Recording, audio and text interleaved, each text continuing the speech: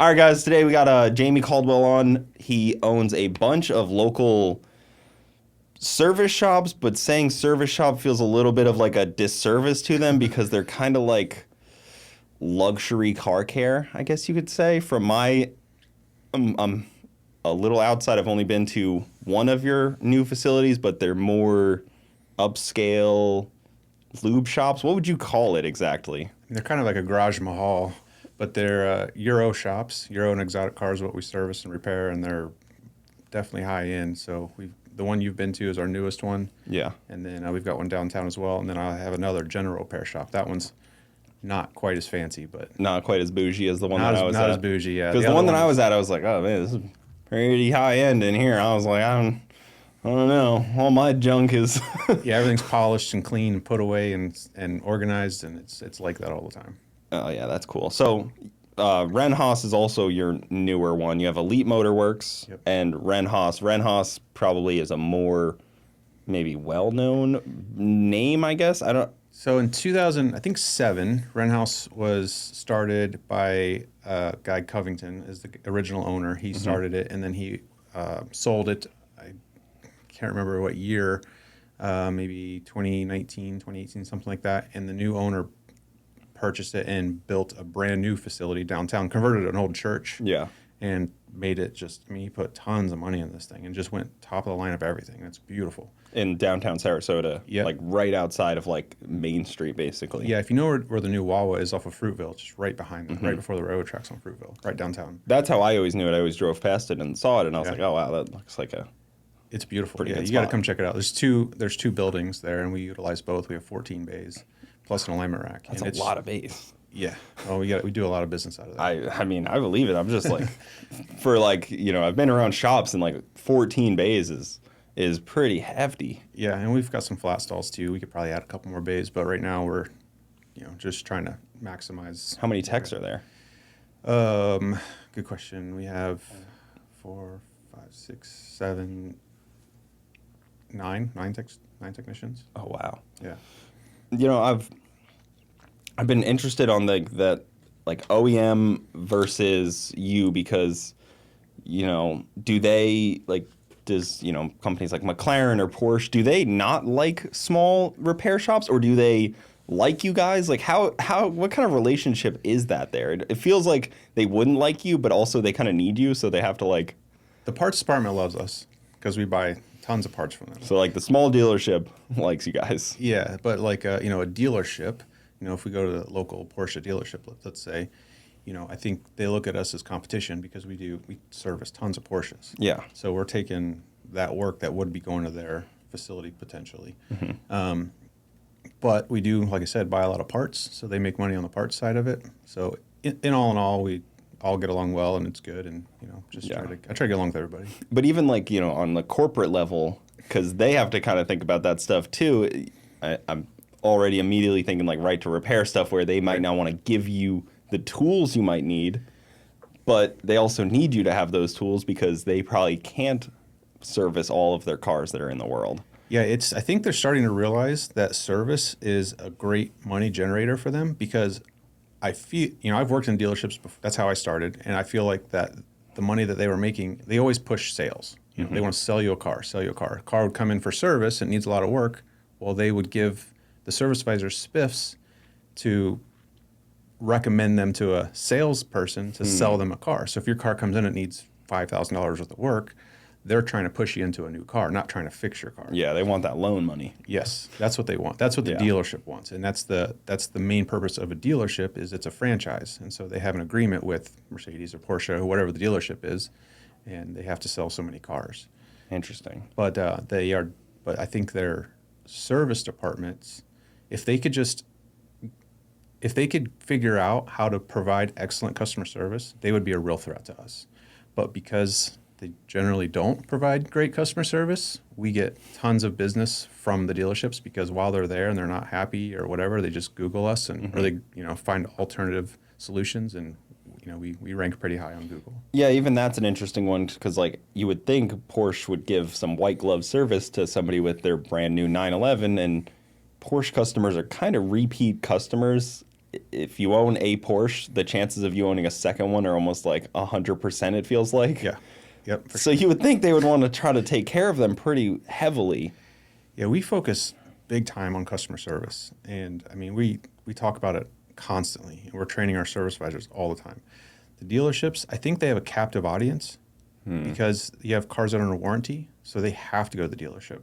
There is no other option. So it's like the post office, you know, like they're Kind of stuck. Yeah. you're just stuck. You have to go. So they have a line of people, and they just kind of cattle them in and get the work done and push them out, and they just don't really seem to care. They don't follow up on phone calls. I mean, I'm sure there's other dealerships that are amazing, but from my experience, most are In are the not. area, in the greater Sarasota area, where we also have a lot of money in the area of like high-end cars that are sneaky that you don't even see on the regular basis, and then you go to like Cars and Coffee and you're like, oh, there's a Senna and there's a Koenigsegg, and it's like, oh, okay, I guess Right. these are in the area. Yeah, they're everywhere. There's little pockets everywhere. And the more and more I meet with our clients and get to know them, and you'll realize that they have a warehouse that they own. That's like they live in a gated community, really nice house, but they also own this warehouse that's a couple miles away, and it's just filled with 30 cars, and they're just like each car is $500,000 car or something crazy. Even those are starting to pop up a little bit too, as the like Matt Farah has that, car storage, but they like bring the cars out, and those seem to be popping up more and more as well. Yeah, the car condos. Yeah. Yeah, those are pretty cool. They I looked at one locally, and I know those guys pretty well. They're good guys. And I looked at one, and I looked at the finances of it, and it was like 250 grand. I think it's more now. And that was really for 1,500 square feet. Yeah. And it was just bare. And then anything you wanted to do after that was all added Yep. on. So you could put a loft in there, you can whatever. And it's really just a hangout for these car guys. And you can store, I don't know, what can you store in 1,500 square feet? Maybe 4 cars. Yeah, and then they're packed in there too. So it's Yeah. like, do you really want your nice cars kind of packed in there? Especially, the photos that I've seen, they use like small cars. They don't have like an M5 in there. They Yeah. have like a little Porsche in there, and it's like, oh, well, yeah, you can fit 4 Porsches, but Yeah. put a couple M5s in there. Yeah. Suddenly it's a little tight. Exactly. Especially the new M5. I think they just said it's like 5,600 pounds or something. It is huge. They're so big. So I started my career at BMW back in 2002, roughly. So Kind of the heyday of. yeah, I was kind of the working on- end of like a peak of. Yeah, I loved the cars at that time. So like the E46 M3, E36 M3, Yeah. those are coming in all the time. I was working on them all the time, and still some of my favorite cars. Yeah, I think you had your dad's when I was at your shop. Yeah. Like a pristine Yeah. E46. Yep. Yeah. Yeah, so I have one. I have a competition model, 2005. He has a 2006, which was last year. His is coupe. It's a true manual. Like it's a nice car, 60,000 miles. It actually belonged to a customer of mine. I've been servicing that car for 10 years. Yeah, and it was white. It was like Yeah, it's Alpine like the white. right spec. Yeah. All across the board. I was like, oh, okay, this is a cream puff gem hidden. Somebody's looking for it right now type of car. Oh yeah, he could sell that and make some good money on it. But yeah, we went through, and he wants to keep it stock and clean, but is okay to like we changed the suspension. We put KW suspension on it, so we lowered it a little bit and made it a little nicer. And so we'll upgrade little stuff here and there, but overall we want to try to make it stock. I'm not Yeah. going to throw a supercharger on it or something. That makes sense. So back to the Ren Haas a little bit, I guess. We'll talk about how you were in BMW for a while, but that seemed like a pretty hefty purchase. Yeah, That seemed like it was a lot. because you've already have a couple established shops to buy something that's already established, but a different name almost seems like a tough battle. So it's hard in marketing for sure. So Renhouse was the second shop that I purchased. I started Elite Motorworks in 2013, so it's been 11 years now. At the time, I just acquired Renhouse a little over a year ago. So I've been in business 10 years. It was the second shop. I went ahead and acquired it. And it'd been around for a long time. They were basically my main competition. And they had a good reputation. They have a good name. So for me to go in there and change the name, I feel like would be really dumb because Yeah. the people that work there, the customers that go there, that's the brand. That's what they believe. That's what they live. That's what it is. Everybody wears Renhouse who works there like a badge of honor, just like the guys at Elite wears Elite like a badge of honor. They love it. So if I were to go in and change the name, that would probably stir the pot too much and might cause some negative effects on the business. I know it's a very interesting that's like an interesting topic. Just me thinking about because how do you balance like because you want it to be almost like I think we talked about it a little bit like you put like buy Elite Motorworks or like something like that. Yeah, so we're to get some branding to both and show that they're connected, but maybe you don't want to.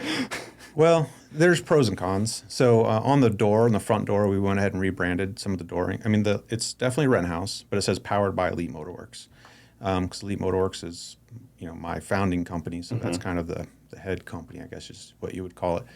But it has some challenges because, you kind of want people to know that there's other options. So if they're in Lakewood Ranch, then they have Lakewood Ranch. If they're going to Rent House, well, Lakewood Ranch, I have a shop here in Lakewood Ranch, so they could just go there. Yeah, why go all the way to Sarasota? Or vice versa. Let's say they're going to Lakewood Ranch currently at Elite Motorworks, but they live downtown. They could just go to the downtown location. It's more convenient for them. Yeah. If they know it's the same company and we operate the same way and we have the same processes. I was going to say, are you as equipped at both places to handle the same things? Like for the most part. There's a couple of differences, but the shops work really well together. So they we'll transfer customers back and forth. If it's a particular car or if there's like the guy at Lakewood Ranch, we have an awesome Ferrari tech. Like he's been a 20-year master Ferrari factory technician. The guy's awesome. So if there's a Ferrari question, well, the guys will call him. We have some really good Porsche techs over at Rent House. So if the guys at Elite have a Porsche question, which we have a good Porsche tech at Elite too, but they'll call down to Rent House, be like, hey, have you seen this before? Or, what's going on here? We got some specialty tools. For instance, Mercedes. So the factory scan tool for Mercedes costs $40,000. So when you're talking about the Right to Repair Act type of thing, you have to jump through all these hoops just to be approved to buy. Like they can't deny it to you, I don't think, because of the Right to Repair Act, but they definitely don't make it easy. Yeah. So and it's expensive. So it doesn't make sense to spend $40,000 on a factory scan tool in each location. So instead, we have that tool at Rent House. But if the shop in Lakewood Ranch needs it, then we can transport it or move the car over there. Or we'll figure out a solution. That makes sense. And yeah, I'm sure it's not something used constantly. It's probably anytime that needs to happen where we can't. When we're breaking out the factory scan tool, that's not really our go-to scan tool. That's usually there's something serious involved. And something either needs programming or coding. Or it's just a really serious diag that's really kicking our butt, and we have to go through their fault-finding program. It's funny because the first time I talked to a Porsche tech it was at Vortec up in Tampa, and I was like, oh man, like the suspension kind of fail on Porsches, like the mag ride or anything, because it kind of happens on Chevys, and he looks at me, he's like, it's a Porsche, they don't brake. I was like, oh, okay. Chevys brake a lot. Okay. Well, so I get this question all the time. People say, what's the most reliable Euro car, German car? And Porsche is by far the most reliable, but they're also the most expensive to maintain as far as regular maintenance. So your oil services, spark plugs need to be changed more frequently. Air filter, like to do an air filter on a 911, you got to pull the rear bumper off, which isn't terrible to do, but it's just, you got to pull the bumper off, And so there's, the labor involved and the parts are a little bit more expensive for maintaining it, just normal maintenance. But as far as repairs, they rarely have real breakdowns. That's what it seems. I mean, the amount of time I spent around like a 911 Turbo S, like a 992 or 991, the amount of times in a row the owner will launch it on like... It's insane. It just back to back to back to back like nothing, and it just does it the same every single time. And I'm just like, it's so good. Porsche's got it nailed down. I'm a BMW guy. That's my background. I love BMWs. That's what I own. I own BMWs. My wife drives a Porsche Macan, but my next car, like I'm saving up. I want to get a 911. That car is that's the next level. It's just something else. Just like a NA 911 or like what kind of. I would love to get a GT3. Love the GT3. And yeah. The RS is definitely out of my price range, and I think it's overhyped for what it is. Yeah, I think in Florida they're kind of pointless. Yeah. Like in this area. Right. And I think people don't realize that either. Like, where, like the car that you have, like location dependent is important. We don't live in the mountains. Right. Like you can rip onto the on-ramp, but then once you're cruising, you're just kind of like, okay. Yeah, that's the downside about living here is, So the GT3, I just love the way it looks and handles and drives, and you know, I would take that on rallies and just go drive it all across the country. I think that'd be a lot of fun. Yeah, they're great cars. We did a sick week with our buddy that had a GT2 when it just came out. Yeah. And after 1,000 miles, it had 2 broken side windows and a broken front windshield because they did like the extra thin stuff on those to save weight. The lightweight glass, yeah. They're all broken. I was like, man, you probably should just get the thicker stuff in this thing. Like, if they could put it in, maybe just upgrade. Yeah, what are you saving, like 15 pounds? You know, like it doesn't, like, what do you lose 15 pounds? I know, and it's like you're not a diehard track guy. You're not like it's not doing anything for you. That's what gets me with these cars, and you know, the exotics are the same way. You get the guys with the carbon ceramic brakes, which are amazing. I do love.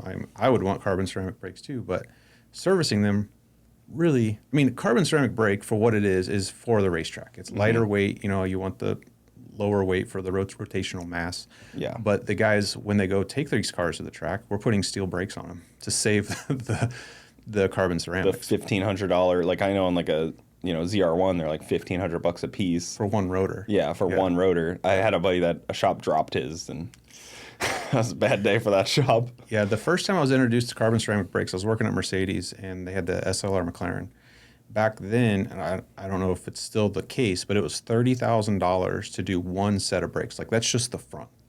And then if you want to do the rears, it'd be another $30,000. So you're $60,000 for front and rear carbon ceramics, pads and rotors. On the SLR McLaren, did you guys see those come in much? Like, yeah, we just had one at Wren House not that long ago. Cool. Yeah, it's such a weird car, those things, because they're like kind of a basket case because they have like Mercedes, but they also have like some McLaren to them, don't they? Yeah, it was a collaboration between McLaren and Mercedes. Yeah. And you have to have a special lift to pick it up. So we actually have these special adapters that there's these caps underneath the car. You remove the caps and you screw in these adapters that are part of the lift. So you're basically attaching the lift to the car. And then you have to lift the car at the same time. It can't be cockeyed. Yeah. It's a carbon mono tub. So if you lift it at a weird angle and you crack the tub, you've totaled the car. Oh, that's fun. Yeah. I actually did a fun video about that where, basically I gave the hypothetical scenario. If you get a flat tire and you don't know any better, and somebody shows up with a jack on the side of the road and they go to jack the car up, you'll AAA rolls up and they're just like, "Where's the spare?" Yeah, that flat tire just costs you $400,000 because it'll total the car. Yeah, I would imagine they can't just swap the chassis. They probably don't have a shelf with a couple chassis ready to go. From what I was told, And Tavares owns it or something once. Yeah, right. Yeah, of course he'd buy it. Yeah, exactly. But like if you get a cracked tub or any kind of issue, like the paneling underneath the car, when you remove the hardware, the screws, and you screw them back in, if you screw one of those up, then apparently you have to ship the car to England to have it fixed at McLaren. Which that was told to me a long time ago. Whether that's true or not, I don't know. But I was just imagining having to do that was ridiculous. Put it on a plane and send it over to England. Right. And hope. I mean, I don't think McLaren's all that qualified to work on their own vehicles. I don't know if they're currently qualified to work on something that probably nobody that works in McLaren now has anything to do with that car.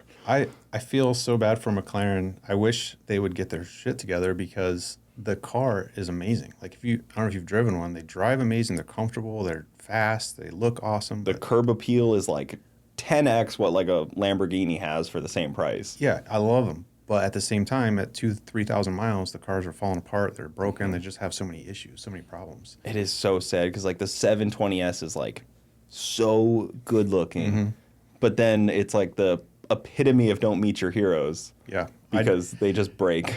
I posted this video. We had a McLaren come to the shop. It had 43 miles on it. It was shipped directly from the dealership to the shop, and it was getting some window tinting and clear brawl, whatever that one of the other guys was doing. And they had me look at it. They're like, "Hey, these bolts are rusty, and these things are loose, and when you'd open the door would hit the fender." And I'm like, "No way!" And the car had 43 miles on it. So I did this video, short video on it, whatever, and it blew up. It got like 10 million views or something.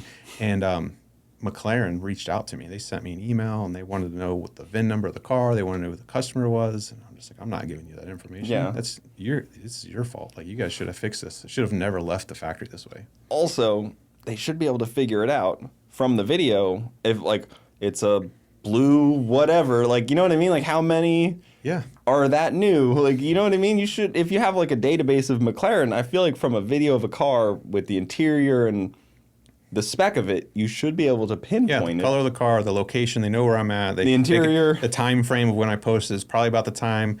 And then they sold a car with 43 miles on it. Like, you think they could figure it out. I would hope. I mean, if they can't, then that's even a next level of sad. Yeah, 'Cause, exactly. Then it's like, okay, you guys really don't have anything figured out. Like, you don't even know where this car went or came from or who. Like, you should know. Yeah, I have a feeling McLaren, as cool as they are, and I wish they would just be around forever, and I wish they would get their stuff together. I feel like the company's in trouble. That's kind of sad to know because they do make cool stuff, but they have also spread themselves really thin. Yeah. It almost feels like they are completely inundated the market with like submodels and models and like this one and the speed tail and then you can get it spider or convertible or it's like, okay, you guys need to rein it. Like, look at Tesla, they make like 2 cars. Yeah. And then like Well, everything's just a little bit similar. Well, like Porsche, if you know the history of Porsche, they almost lost their company. They almost went bankrupt, and they came up with the 944, which, everybody hates that car now. I mean, there's a fan base for it, but I just hate that car. But it was appealing because it was an affordable Porsche for more people, so they made a ton of them, and it saved the company. So, And then they were saved again when they came out with the Cayenne. right, yeah, so, with the SUVs. Yeah, the So, SUVs. Right, so you got all these manufacturers doing SUVs. You got Lamborghini with the Urus and Aston Martin. You got all these, and I think they're doing that because they're realizing it's a money-saving, Yeah. option. It definitely. Well, Porsche is also in another weird spot because they just sold a bunch of their company, or Volkswagen sold a bunch of Porsche to pay off their Dieselgate debt. Oh, I didn't know that. Yeah, they sold like 20% of it to like a Really? private equity because like they still had like $1 billion fine from the U.S. government because they sold vehicles that could somehow Past the diesel. they could somehow be more efficient on gas, but that was also wrong. And Yeah, that whole thing was. It's funny. There's people that want those cars. yeah, Because most of them got turned back in, but people that kept them, they're like so glad that they kept them because they're like high demand now.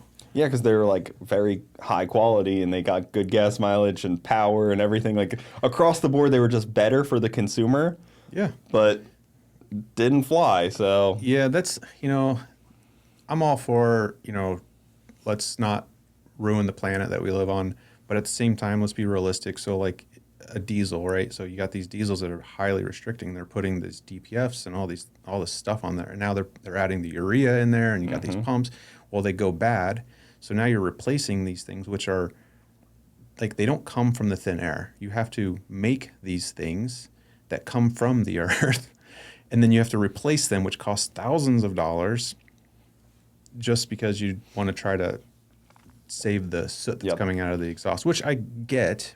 But at the same time, a clean running diesel, if it's tuned right and done correctly, really isn't too bad, and you get way more efficient fuel economy. So you're using less diesel. To me, it makes the most sense, and that's always my fallback is like a car guy left to his own devices will make his car as efficient as possible. He doesn't want gas coming out the exhaust pipe. Like he doesn't want any of that because that's just wasted potential. Right, yeah, Like exactly. a diesel with like a bunch of black smoke coming out, that's wasted potential. You're doing it wrong.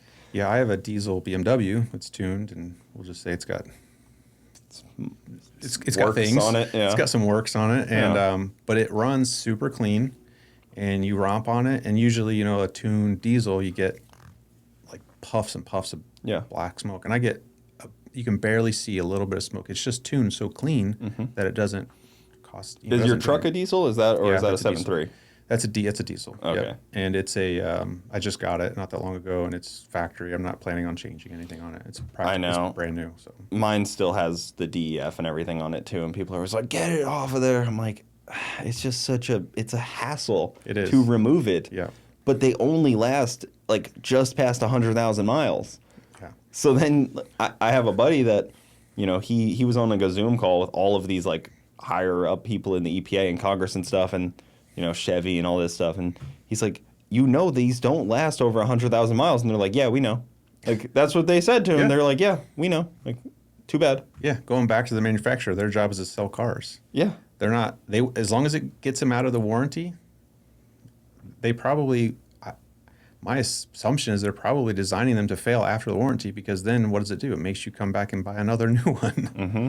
Yeah. I know, it's such a shame, and I always fall back to that same, like, left to our own devices long enough, we're going to have really efficient cars. Yeah. If you just leave it alone, eventually everything's going to be fast, but, sip gas like a Prius, because that's what we want. Right, yeah. Even, like, the hybrid stuff is starting to, I mean, I guess it kind of peaked and valleyed again. Like, it seemed like the LFA and, like, the P1 and stuff were, like, a peak of, like, look at what we can do, and then everybody was kind of like, yeah, but it kind of sucks because those batteries are stupid. And I love the technology of it.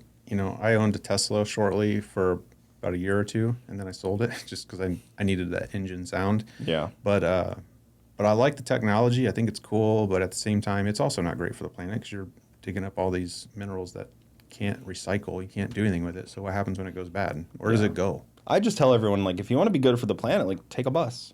Yeah. Ride a bike. Yeah. Like, Yeah, a 5,000 vehicle will never be peak efficient. A single person driving a 5,000-pound vehicle will never be the best answer for the planet, if that's what your concern is. Yeah. There are buses or trains or... The most efficient or the most clean is a bicycle. Yeah, it's great. I got an e-bike, so maybe it's a little, there might have been child labor still involved. I don't know.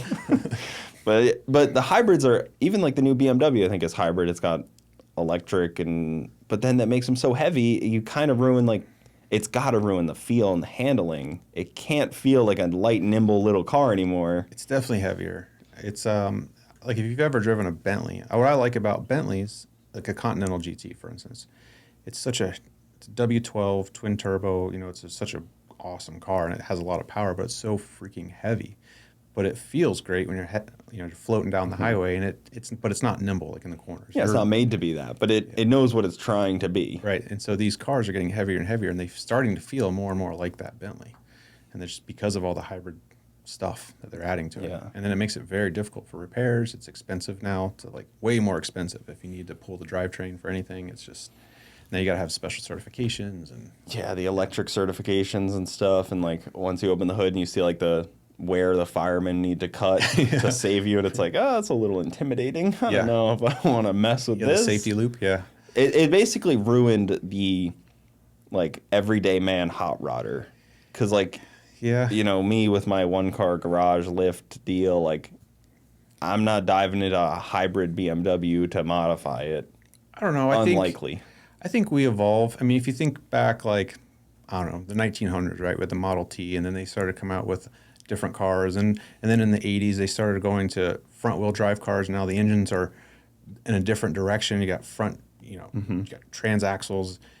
I think back then people were probably saying the same thing, like, oh, well, who can never work on this in their car or in their own garage? And people do it all the time. And then it's just like, with Electrified Garage, Rich Rebuilds, he's taken Teslas apart and stuff. And so he's kind of figured it out, and I know that others have too. He takes a lot of stuff apart. He's ambitious. He is ambitious. That is a word. he dives into anything. I'm like, okay, good on you. Yeah, he's brave. I'll just say that. Yeah, exactly. And even him being like a third-party Tesla service is interesting in itself, because Tesla isn't exactly willing to give parts to third-party service. We service Tesla, and it's really difficult to get parts. We make no money on the parts. And it's hard to get parts. So what we're doing is a lot of aftermarket stuff.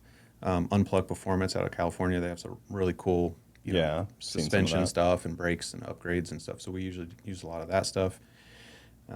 People usually want brakes and wheel upgrades and suspension upgrades, and that's generally what we're doing. Maybe Boosted Boy Kyle needs to get a hold of you. He's been fighting with his Cybertruck, it looks like. We haven't even worked on one of those, but I can do what I can, I guess. I've got a couple connections. I think it's a little bricked, like, partially. Oh, really? Like, I don't think it, like, wants to do much. So it's kind of in a weird spot where it, like, gives you, like, 20 miles an hour, and then it's like, that's all you get. Really? Oh, that's weird. Because when it crashed, I guess it ruined the front steering rack, and, like, Oh, the alignment. I don't know. That's I think it weird. actually broke the steering rack, like the motors in them. Okay. Because it's, there's no solid connection on those deals. It's all drive-by cable. Drive-by-wire, yeah. Yeah, drive-by-wire front steering, which is a very scary thing in itself. It's an interesting one. Yeah, I don't know how I feel about it yet. Well, yeah, because you got steering by wire, brake by wire, throttle by wire. You're driving a computer. Yeah. It is scary. They could literally just put the driver's seat back, like, anywhere. You could just control it from home. Yeah. I mean, realistically, I know they always talk about, like, the taxis that are just, like, you won't actually need a driver. There used to be that talk of, like, you could buy a Tesla and then it'll go, run errand, like, be an Uber for you. They're still talking about that. I guess they're supposed to announce something soon about that. I don't know. Have you seen any of those driverless taxis? Yeah, it's terrifying. Yeah, I was in Vegas for SEMA last year, and they've got them out there. They're BMWs actually, and they got these cameras and rigs all over them. And I'm just like, yeah, I don't think I trust that. Yeah, like, it's one thing, like, it driving around, like, itself, but, like, I don't want to be cruising down the highway in the back seat of this car. Like, I'm sitting in the front. I won't touch anything unless I need to, but, like, I want to sit in the front at least. See, I think the same thing, but then at the same time, there's a lot of really bad people drivers out there. So you're also putting your life in their hands. For sure. And that's, I think, where the arms race, in a way, of, like, bigger vehicles came from, of, like, well, that guy's a bad driver, I need a bigger car. And then it's like, well, that guy's got a bigger car and he's a bad driver, so I need to go. And then you end up with, like, the new H2 that's, like, or whatever the Hummer GMC thing that they just came out with. The new electric one? Yeah, it's like 10,000 pounds, and it's like, Jesus, come on. Like, yeah. 10,000 pound vehicle. Like, can we reel this back in a little bit, guys? Everybody's driving tanks. That is like a legitimate tank. Like, yeah. And, I'm not like a tirade against heavy vehicles. I drive a heavy truck, but like 10,000 pounds for an everyday, it's probably much faster than my truck as well. I would think. Well, that's even worse. I mean, how do you stop a 10,000 pound moving projectile? Especially, like, I don't know, you lose control of it. I just feel like bad things start to happen. Yeah, wide tires, heavy. It's basically like hydroplane central. You hit them, and it's torquey, so you kind of, it seems like a recipe for just bad deals. The electric has always worried me a little bit in that sense, too. And they even say, with the Teslas, the exhaust is gone, so that's not a problem. But the tires put out so much rubber that's worse than the like the gas cars. Oh, really? I haven't heard that, but because they destroy tires so quickly because they're so heavy. I was replacing tires every 8,000 miles on my Model 3. Yeah. I had a Model 3 Performance. Of course, I probably was driving it to. But they're heavy, and they like. Michelin doesn't really have that tire down yet because it's like, oh, we need high performance, but also 8,000 pounds. Yeah, I was using the Michelin 4S, and those are pretty soft tires. So you go through those pretty quickly. And when I had talked to one of the guys at Pirelli, he maybe he didn't want me to talk about this publicly because he told me off camera, but he basically said that the EPA said they can't use like most of the ingredients they've used in performance tires forever. In new tires. They were like, yeah, they just came in yesterday and they were like, yeah, you can't use those anymore. And they're like, we don't know how to make tires without this. Yeah, what do you mean? Yeah. It's like telling a baker you can't use flour. That's pretty much what they did to him. I don't know where that ended off, but that was pretty much what they said. Oh, that's interesting. Huh. So, so they're more worried about now the rubber debris from I just don't know heavy, high-performance cars. Where does it end, right? If they're saying, oh, are you putting out too much emissions? Now we got to do this. And then they're like, oh, well, it's still too much emissions. And now it's the rubber tires. And then it's this. And it's like the EPA just keeps, like, restricting to the point where what's going to happen? I think it ends with the city bus. I think we are all supposed to be riding bicycles in 150-degree Florida weather. Yeah. Small villages, and we just ride our bikes everywhere. Yeah. And carry our stuff on the backpack. I think if you really asked what the goal was, would be no vehicles at all. Like, if you could really get, like, an honest answer of, like, where does it end? Yeah. It'd be like, well, it ends with you don't own anything, so sorry. Yeah, there's that, too. Which, I don't know how they could even do that, because it feels like half of our economy relies on cars. That's, I've thought about that too, like with the electric craze. When Tesla came out and they're coming out with all the electric cars, I'm friends with, I don't know, 100 shop owners. And of course, we go to meetings and events together in SEMA and go to conferences and stuff.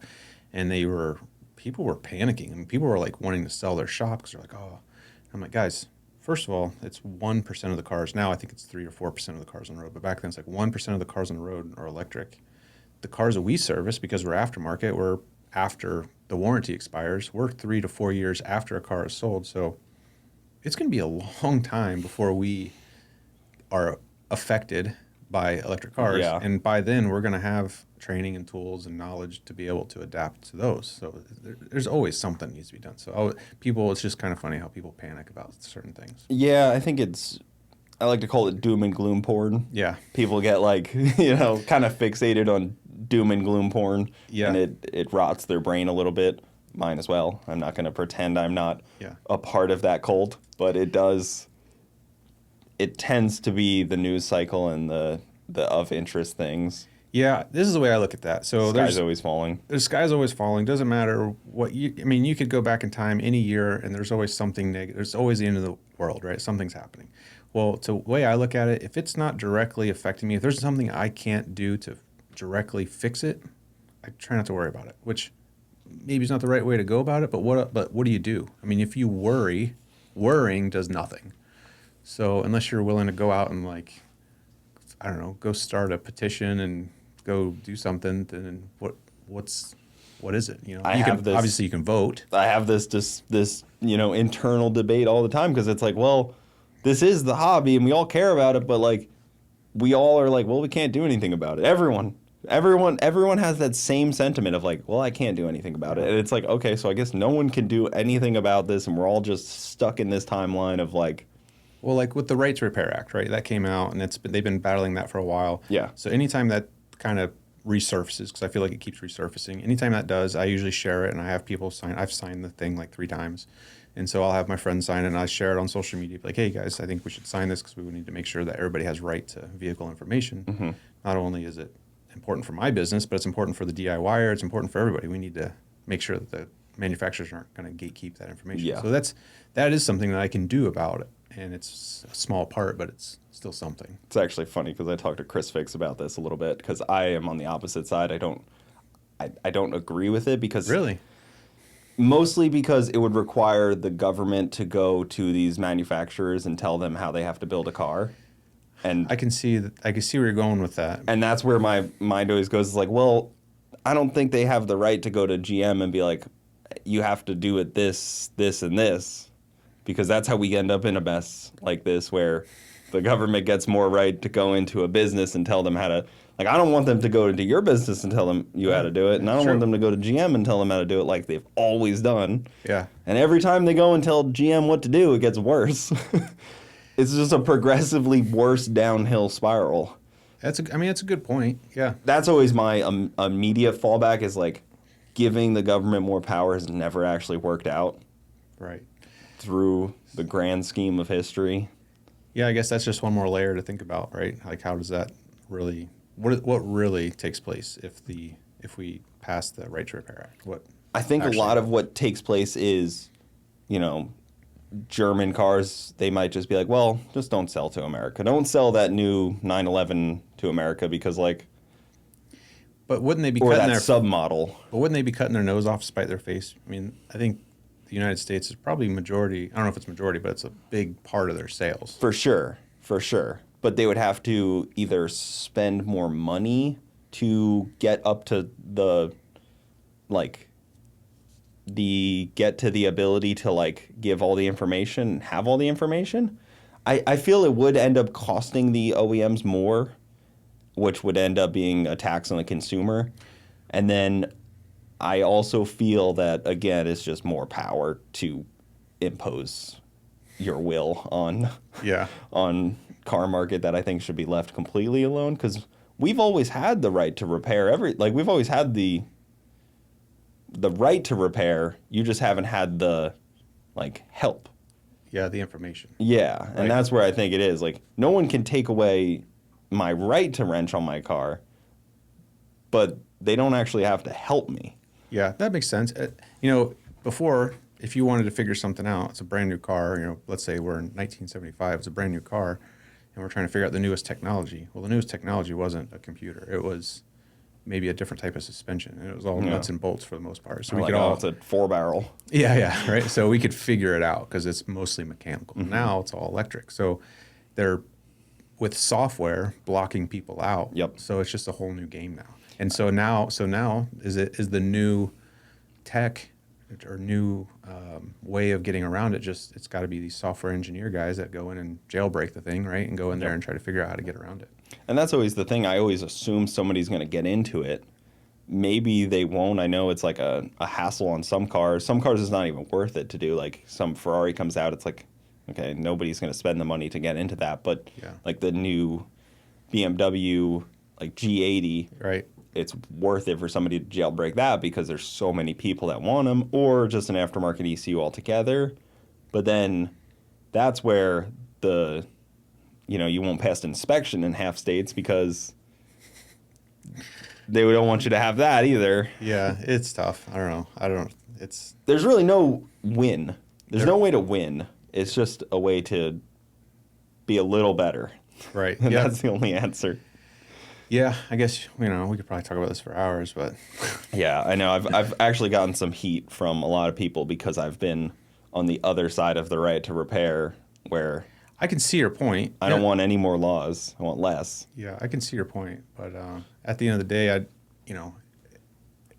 if we don't have the information as an independent shop, we can't fix a car.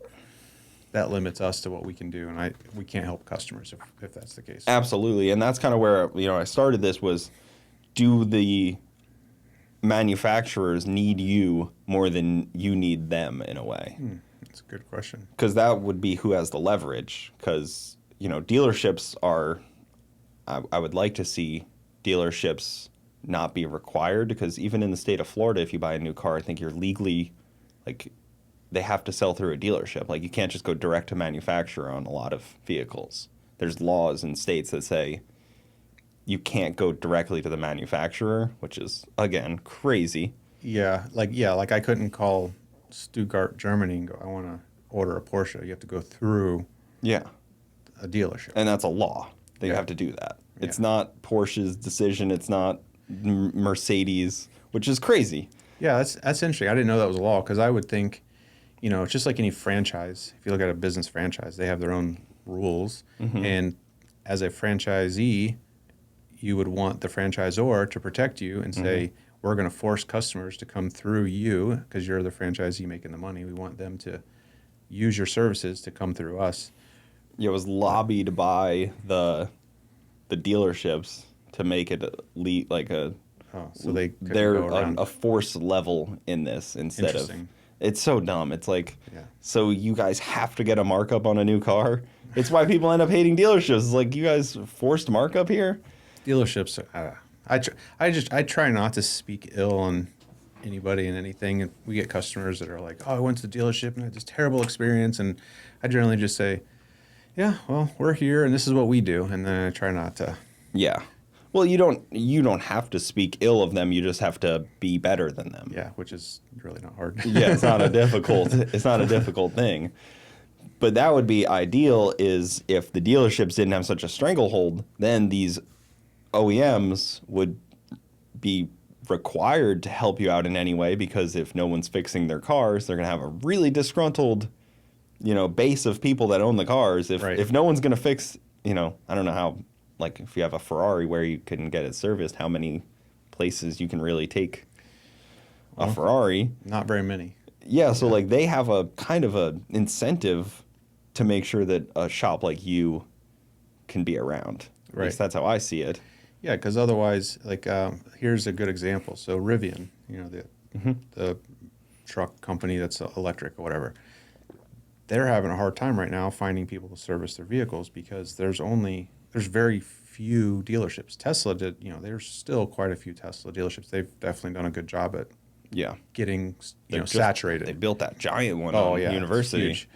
But like with Rivian, you buy a Rivian, well, if you got to take it for a 4-hour drive or tow, let's say you can't drive it, you got to tow it for 4 hours to a dealership. I mean, that's not very appealing. So that's not good for the manufacturer. So they want people to be able to service these things outside of their manufacturers, or at least build more dealerships. And that's unlikely. I mean, to build more dealerships on like they have 2 models. Yeah, and they're a not just dealership going to costs have a bunch of dealers. $30 million. They're not going to just build a whole Have bunch 10 of employees standing around. Yeah, like, right.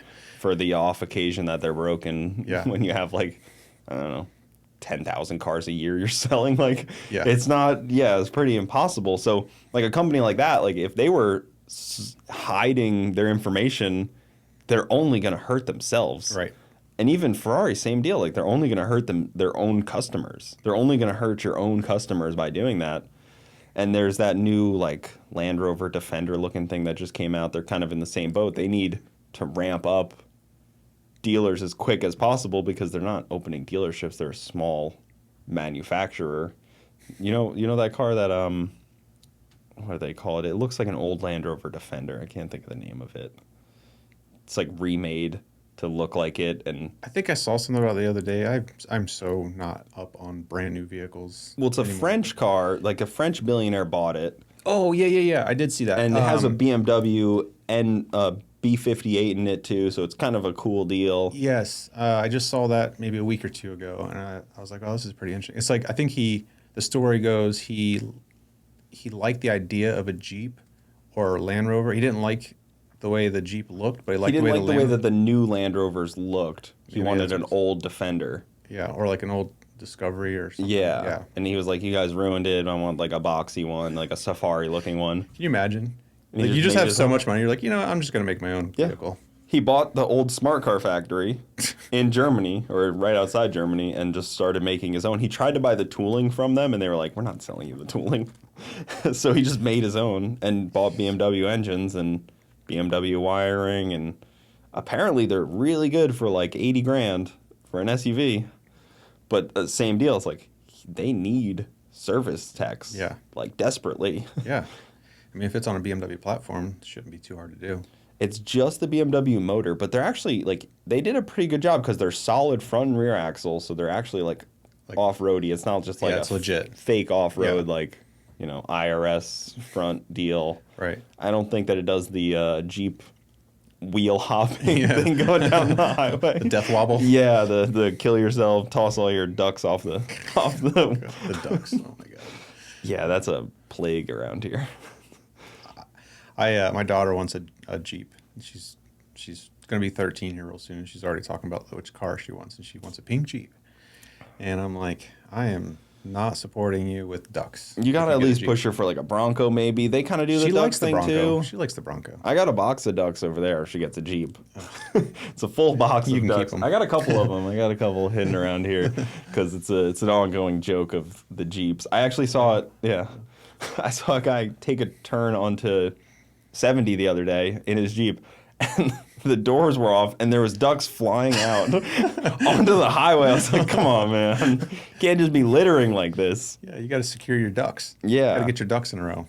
So you're talking about the shops, Elite. What ones you have right now, and are you adding to them? You opening a new one? Yeah, I'll give you a quick rundown. So I had Elite Motorworks. That was my original one. It's on Cattleman Road. That one, the lease just ended. I had a three-year lease with 2 3-year options, so 9 years total. That just came to an end. The building sold. We're getting kicked out. So I had to shut it down, unfortunately. I want to keep my people because they're awesome. Like I have the best staff. Like these guys are awesome. So what we did was we moved some of them to the Lakewood Ranch location and others to Rent House downtown. That's why we have more lifts, because we added more lifts to accommodate the extra staff. So now we went from 3 Euro shops down to 2. And then I just acquired a general repair shop. So it was Sam's Auto Repair in Sarasota. It's on 17th and Lockwood Ridge. And so we're currently under renovation. We're still open for business, but that one's on all makes, models. It's really cool. It's really nostalgic. It's like an old school gas station. It was opened in 1957. Oh, wow. And it hasn't been updated in a long time. So we're going through, we're just now, like just today, we were getting some furniture and stuff. We just had the construction completely renovated over Is the it one of weekend. those deals where you can't do much? Because like some of the buildings are like historic. It's not, as far as I know, it's not a historic building. Yeah. But we renovated the front end because it was just like old tile and The walls need to be painted and updated, and new light. We put new ceilings, lighting, floor. They made it clean looking, really nice. We added we changed a couple of lifts. Some of the lifts were old and tired and just not real safe, so we wanted to make sure our guys are safe. And we're in there. The guys are really happy, and they like to see the change, and they like our process. I have a really solid process down as far as the way we operate, and we do a lot of digital. We take pictures of all the cars, and we have this really cool process down that helps the customer and it helps our staff. Yeah. That seems like the make or break. As good of a, like, you could have the best tech in the world, but the process to actually build and get cars out seems like the make or break of most shops. Yeah, so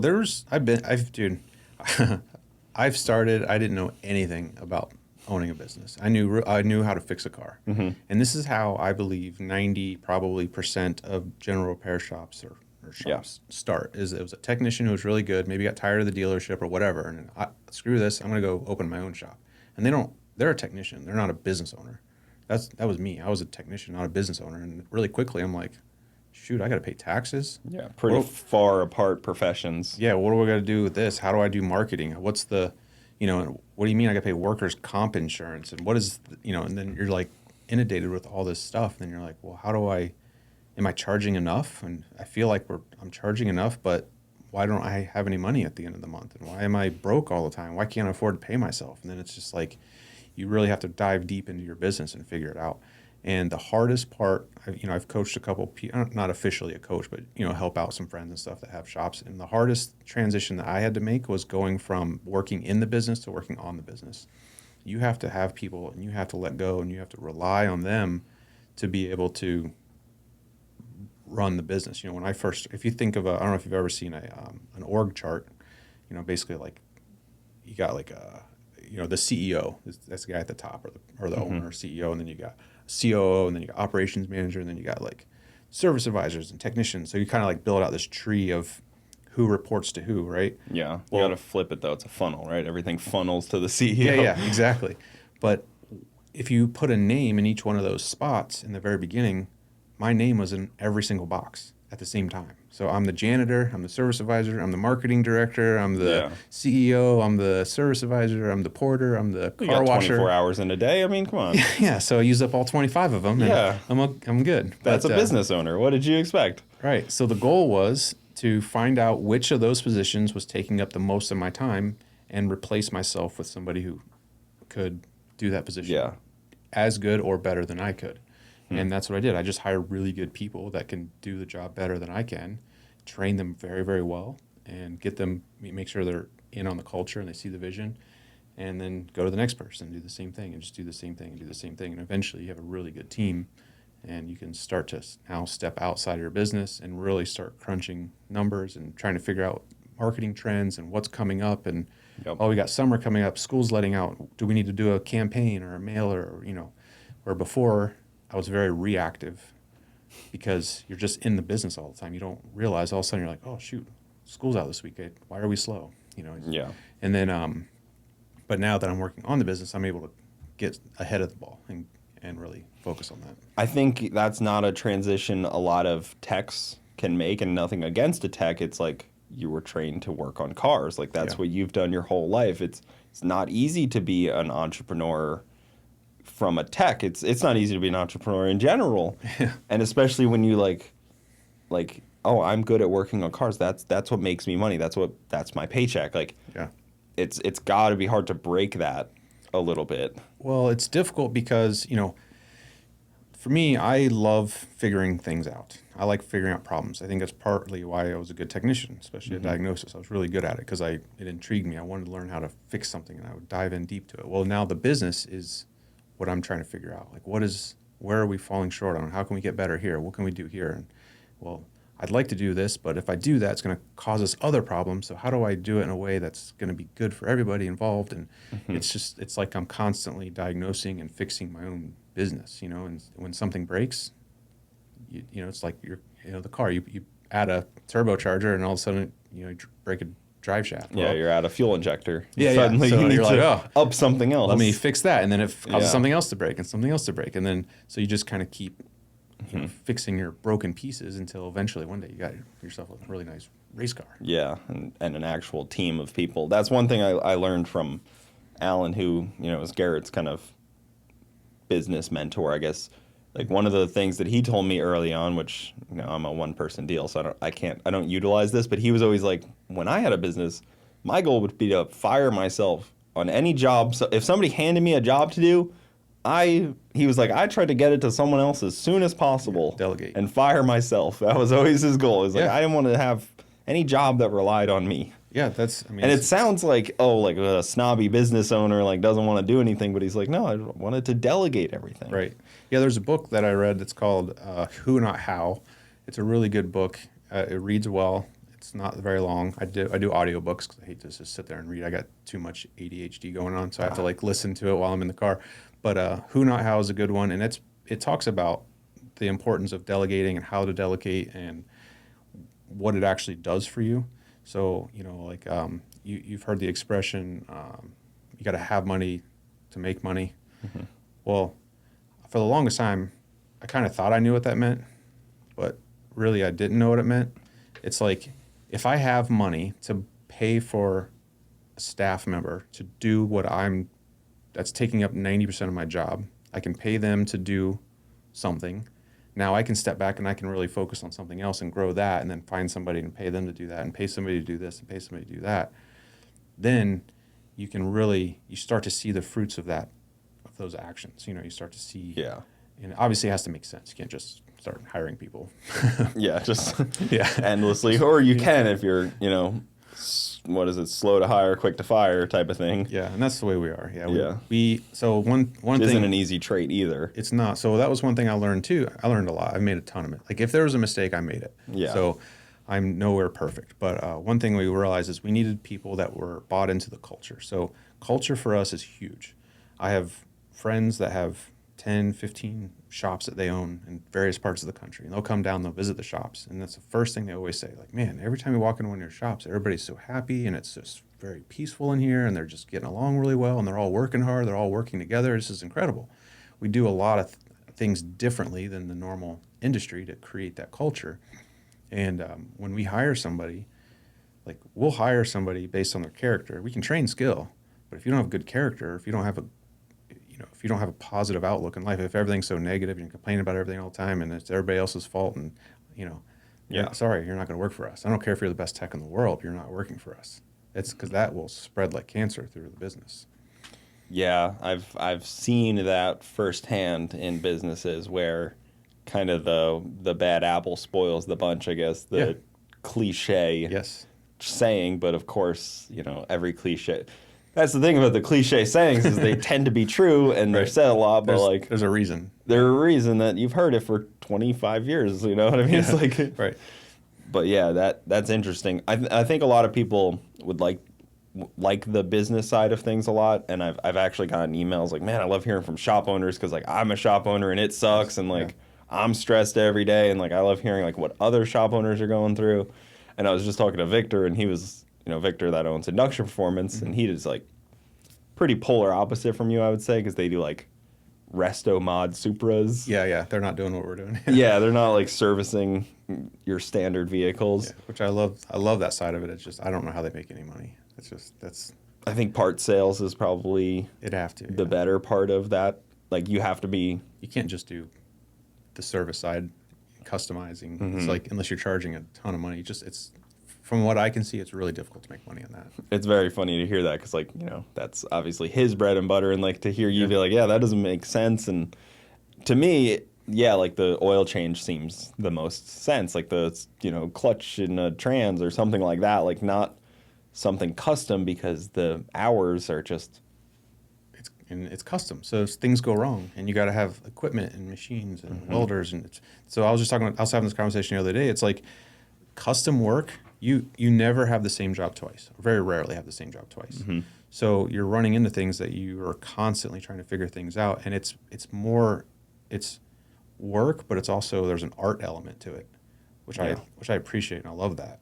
I just don't have the patience for it. Mm-hmm. Where as a service and repair, we have the same things that we see. We have pattern failures, valve cover leaking on a BMW. Yeah.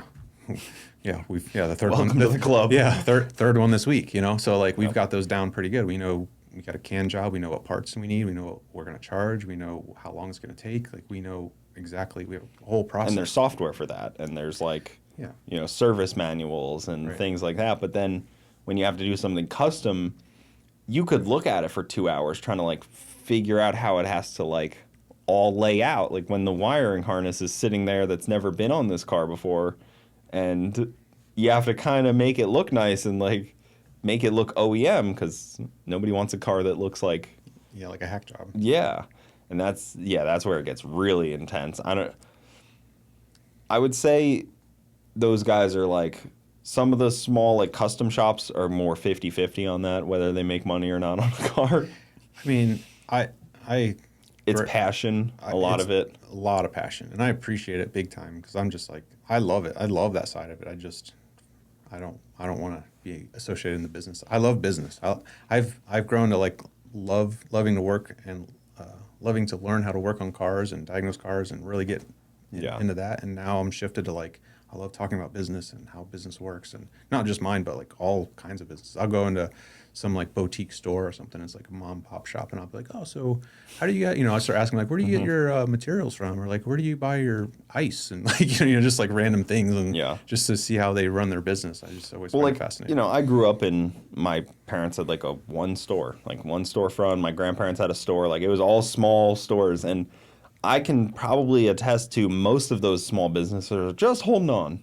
Oh. They're all just holding on. Like a couple rough patches, COVID will really spiral a small business into a tough time, and it's insanely sad. And there's really not much a small business can often do to really get ahead, unless, like my mom, for example, she owns a clothing store, and she's not like a business person. She just knows how to buy clothing that people like. Yeah. So it happened to work out. It's not like, oh, I'm going to build this empire, 20 stores. Like, it's not really. Right. That wasn't really in the cards. It wasn't really a desire. It was just like, people like clothing, so I'll sell this. Yeah, I think you have to love business and learn it and really have a passion for it to grow it. Because if not, then it's just not going to work out. Like when I first started my shop, I originally started it because, well, for the same reasons that we have now, but I really hated the way the dealerships, when I worked at the dealership, the way they were treating people. I didn't like, they would do these shady things. They'd ask me to, can you just, just put some JB Weld or just patch this. And I'm like, dude, you're asking the wrong guy. I'm not putting my name on that. Sorry, but I'm not doing that. And I just got tired of it, and I'm seeing more and more of it. So I'm like, screw this. I can start my own shop. I can do it my way. And I can be upfront, honest, communicate really well with our customers. We can provide a great service and make some money at it. And just didn't realize how hard it was actually going to be. But holding on to those true values. And then as I grow, I knew never in a million years expected I would have a second shop, let alone a third shop. And now I'm looking for more shops. So it's just like, it's pretty intense. It's pretty fun. Yeah, I know. That's why, like when we met, I was like, oh man, that's a freaking awesome topic, because not many people, like, I don't know how old you are, but you're not like 42. Yeah, I mean, you're not that old to own a bunch of shops and like have all these techs and stuff.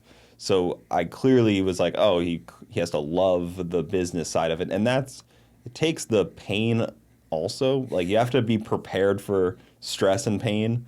Yeah, I'm almost immune to it. Yeah. That most people can't handle, especially living down here in Florida. You have this like other level of like hurricanes that come through that people don't realize. Yeah, I don't know why. Whenever there's a crisis or whenever there's like something serious going on, I tend to just get really calm. I don't know why. I just do. I just calm down. I'm just like, I try to find the good. Like, it could be worse. So let's look at the bright side. Let's see how we can adapt. Let's figure out a solution. Because if I go hysterical, that's not helping anyone. Yeah. So we need to like buckle down, face the facts. Here's where we're at. Here's where we need to be. How do we get there? And then just figure it out. I have this conversation with my wife all the time because, like some things will happen and she's, first step is panic. And I'm like, panicking has never helped anyone in any situation in all of human history. Do you have kids? I have one kid. How old? He's 9 months. Okay, so I don't know if this has happened to you, but it's happened to me a few times. I have a daughter, and she's 12 now, but there's been times when she's little, about 9 months or a year or 2 years old, and she'll fall and she'll hit her head or whatever. But like when kids fall, and they kind of don't know what, they're almost surprised. They just kind of have this like surprised look on their face, and they're waiting for you to react. And so I'm always real calm. And I'm trying to remember exactly what happened one time. Something happened. She fell, and my wife was in the other room. She heard it, and she comes running in. And I'm just like, at this time, I'm with my daughter. I'm like, hey, just like picking her up. And then my wife goes, oh my God! And she's just screaming, and she's freaking out. And then my daughter looks at her, freaking out, and all of a sudden she starts crying. And I'm like, you can't do that. You can't come in all freaking out. Like, I don't want her hurt, and I'm worried for her, but you can't react like that. It just does not help the situation. Yeah, women, man. As the joke goes, like, on the Titanic, they were like, women and children first, so we can figure this out. We need some peace and quiet. That's why they always say in a crisis, women and children first, and then, we'll figure it out from here. If you're watching, honey, sorry about that. It was me that said it. I was the one that blamed the women. It's a character trait, you know? Somebody has to be alarmed, or else if it's just a group of men, the building will be on fire and nobody will be alarmed. This is absolutely true. So we need women. Women need us. It's the way the world works. Physics. There's always an opposite. There's always a counter opposite to everything. Like, right. It's needed. I've tried to read a lot of like Stoicism and Marcus Aurelius to. I'm a fairly calm person as well, but it definitely helps to have a level-headedness and more dealing with like people, because it's easy to be calm alone, but like dealing with like external shit going on is a little different, and not like, not taking things to heart and that kind of stuff. The small things on the day-to-day, it's helpful with. And I'm sure you deal with a ton of people that report to you, so it's probably even far worse. Yeah, I mean, that's the hardest part. And I think almost any business owner will tell you the hardest part about business is people. So whether it's the customers, whether it's staff, it's just, there's always some kind of emotion. There's always somebody who's either not doing what they're supposed to do, or maybe they got a bad attitude or whatever, and you got to fix it. And it's difficult. And sometimes it results in separating, and then you got to train and find somebody else and go through all that. And we've had customers that are just irate, and that there's nothing we can do. So we have to fire the customer, and it's unfortunate, but that's had to happen a few times too. I've had customers disrespect my staff, and I'm like, I'm not having that. Like, these are my people. You disrespect them, you're disrespecting me. You need to leave. Yeah, Victor's always said that to me. He's like, I'm not afraid to fire a customer. Yeah, I will happily fire a customer if needed. Yeah. When I was at, we used to share a shop with Faster Problems, Jeremy, and he used to work on Corvettes all the time. And this C7, like it was just a basket case. Like some cars just don't cooperate. You do the same thing to 5 cars. One of them just is an outlier, and like the check engine lights are on, like all kinds of bullshit. And like this woman comes in hysterical, and like it's December, probably like 10th or something, and she's like, you ruined my Christmas, like all this stuff. It's like your fault. We're all just like standing there like, you wanted a built performance car. Like you had a Z06, it wasn't enough. Like shit happens. Like it sucks. Like it's unfortunate, but like to come in and yell at the guy that he ruined your Christmas is crazy. I mean, we could probably go on for days with stories of just ruining Christmases. Christmas is ruined. Birthdays, Mother's Day. You're ripping me off. You hate women. You hate guys. You hate, all of it. Yeah. It's like, what? You hate Ferrari owners. It's like, everybody, we treat everybody the same. We want to, it is our intent. I'm probably making it sound like we have a bunch of customers that are really bad. 99% of our customers are awesome. It's that 1%. Well, you have a lot of customers, so there's always going to be more.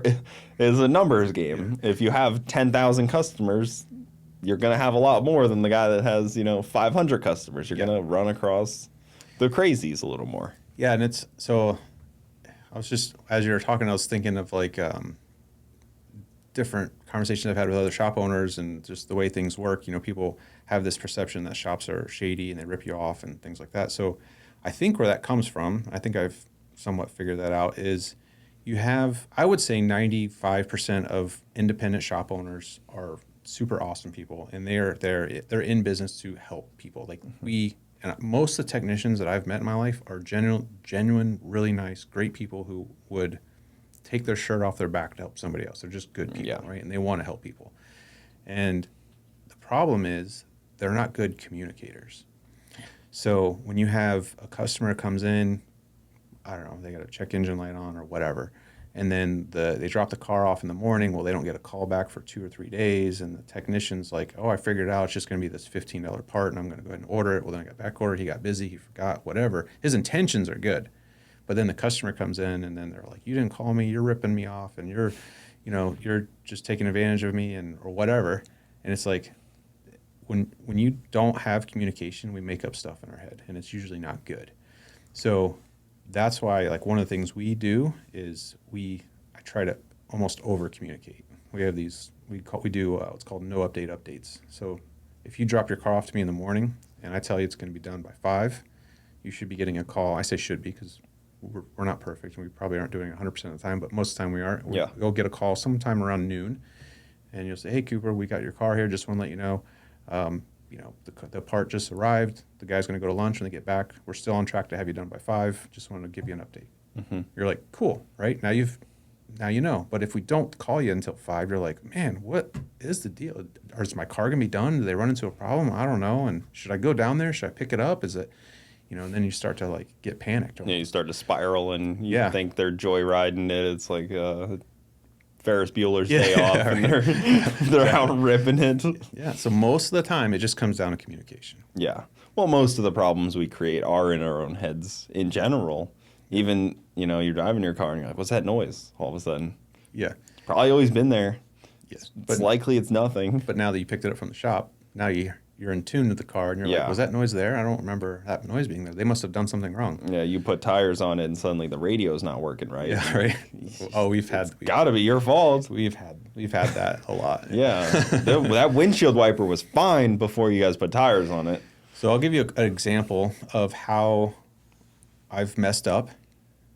Well, I'll say I've run into issues, and then I fixed those issues. So early on, when I first started my business, it was me and a tech, and that's it. And we were in this, I'm talking within months of being open.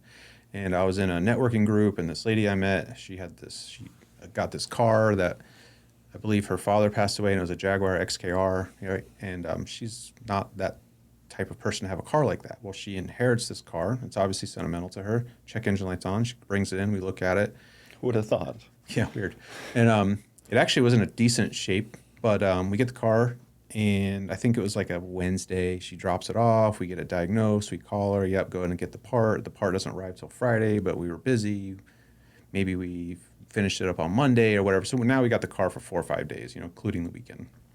We get the car fixed. I think I remember it was a temp sensor. It's like nothing real serious. She comes in. She pays us. She leaves. The next day, she shows up again. She's like, we got to talk.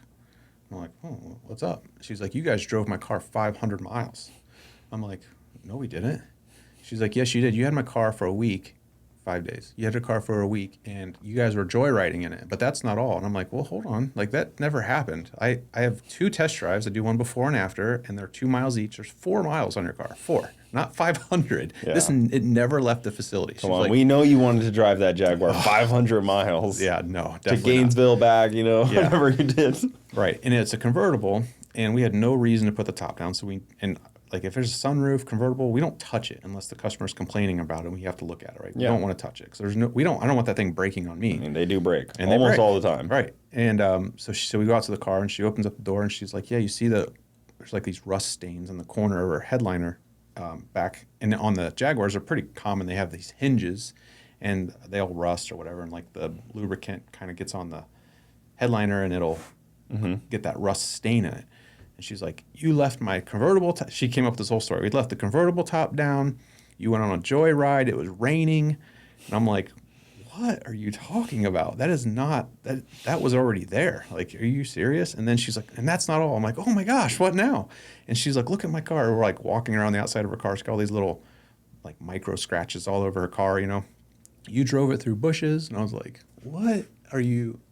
no, like this Wow. definitely didn't happen. And I'm Yeah. like, and she was obviously upset about it. And, you know, I'm thinking back, I'm trying to put myself in her shoes. I'm like, okay, she's just inherited this car. It's her dad's car. She may be really super sensitive about it. So I'm like, you know what, let me do some investigating.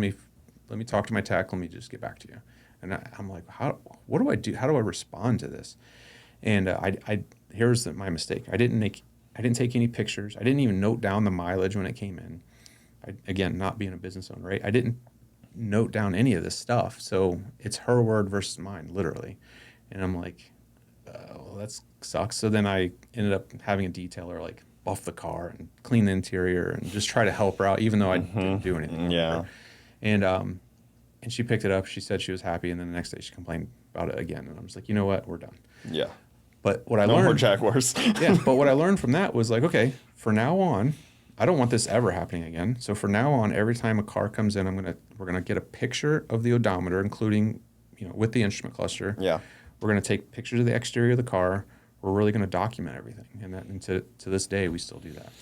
Well, you've done the rare occurrence of humanity is learning from mistakes. Yeah. It's a rare thing in this world. You know, we tend to know our mistakes, but we don't tend to actually learn from them as much as we think we did. Right. We tend to be creatures of habit, Yeah. and we'll slip up on things quickly. So again, like you as the business owner, implementing a strict regimen of how a car gets intaked into the business is probably saved the business. It's saved us a I bunch would of times. guess. Yeah. But it's also good for the customer because what if there was a problem, right? So we take pictures of the car and they go, "Oh my gosh, there's a scratch on my door. That wasn't there." And I'm going, "Well, what the heck? You know, let's take a look at the intake pictures and you don't see the scratch. Oh, we must have scratched it. So now we got to take care of it." Yeah. So, you know, it's good for both parties. Yeah, it's a nice trait that you don't see very often too. But that also shows a level of care that you won't get at a lot of places. I mean, I've dropped cars off places all the time. Yeah. And, you know, regretfully, not yes and no, sometimes they're just like friend shops. So I'm just like, oh, like, you know, put the tires on it or whatever. But that could end up a far worse dispute because it's like, well, I was just doing you a favor and Yeah, Jack scratched it. yeah, I've gotten into those situations too. You try to help a friend out and it's a favor and then it's like, you know, so because I'm doing it at cost or free, I'm not going to make it my number one priority because I got to get paying customers. I got to Yeah. pay the bills, right? So maybe I'll do it at the end of the day and they're like, oh, I figured it'd be done by now. I'd be like, man, I got to, and then, you know, so I'm just like, no more. If you want your car fixed, you got to come bring it in. You're going to take it somewhere. Yeah. Why not? If you're my friend, you should support my business. Just like I have friends that have businesses and I go and I support them and I use their restaurants or whatever. And I don't ask them for any favors. I just go there and enjoy their service, you know? I know. I think about like I have the CTSV wagon that I took to your Cars and Coffee. Yeah. And like normally with my cars, like I'll just do my tires. I have like a, you know, not a great tire machine. But with that car, I'm like, well, let me use like somebody with like a badass tire machine because it's a little different. You want one of those like my buddy Superior Automotive Oh, yeah, up the those street. guys, yeah. They have like the badass Hunter tire machine that's like zero touch and all that. And it's Oh, yeah. like, okay, gonna drop it off at somebody that has that tire machine or a comparable product at least. Yeah, that's why I invested a ton of money in tire machines because we're doing, I mean, Ferraris, Maseratis, and Bentleys, and you know, Yeah. we're doing tires on these things. You cannot scratch a wheel.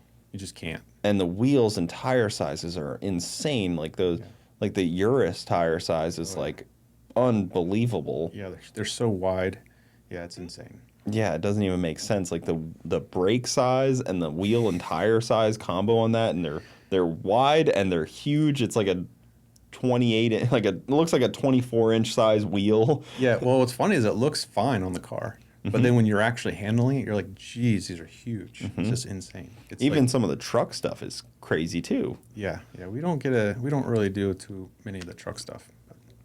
Yeah, luckily because those things are heavy. Yeah, like I said, I'm looking to add more shops. I'm looking to add general repair shops, not any more Euro shops. And I kind of want to get into the truck stuff. I think there's a need for some good service in trucks. I mean, everybody down here drives a truck. Yeah.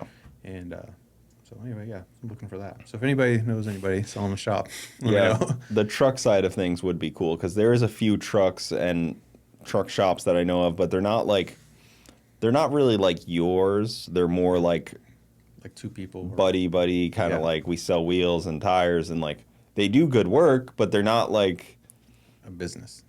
yeah, they're not like I say a business, but they're not.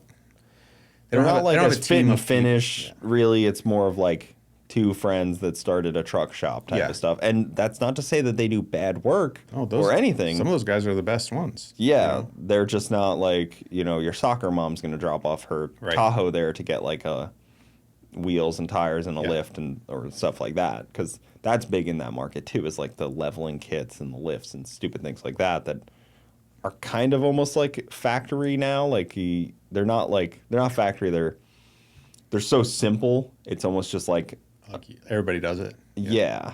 Yeah. There's such like a basic install now. Yeah, right. Because they're so common. But that kind of stuff, it seems big market, at Right. least, especially here. Yeah, there's a lot of trucks that are lifted with lights, and it's not my thing, but it is what it is. Yeah, I across the board on my vehicles, I try to be as low key as possible. I don't really have any desire to stand out. Yeah, I like to keep mine.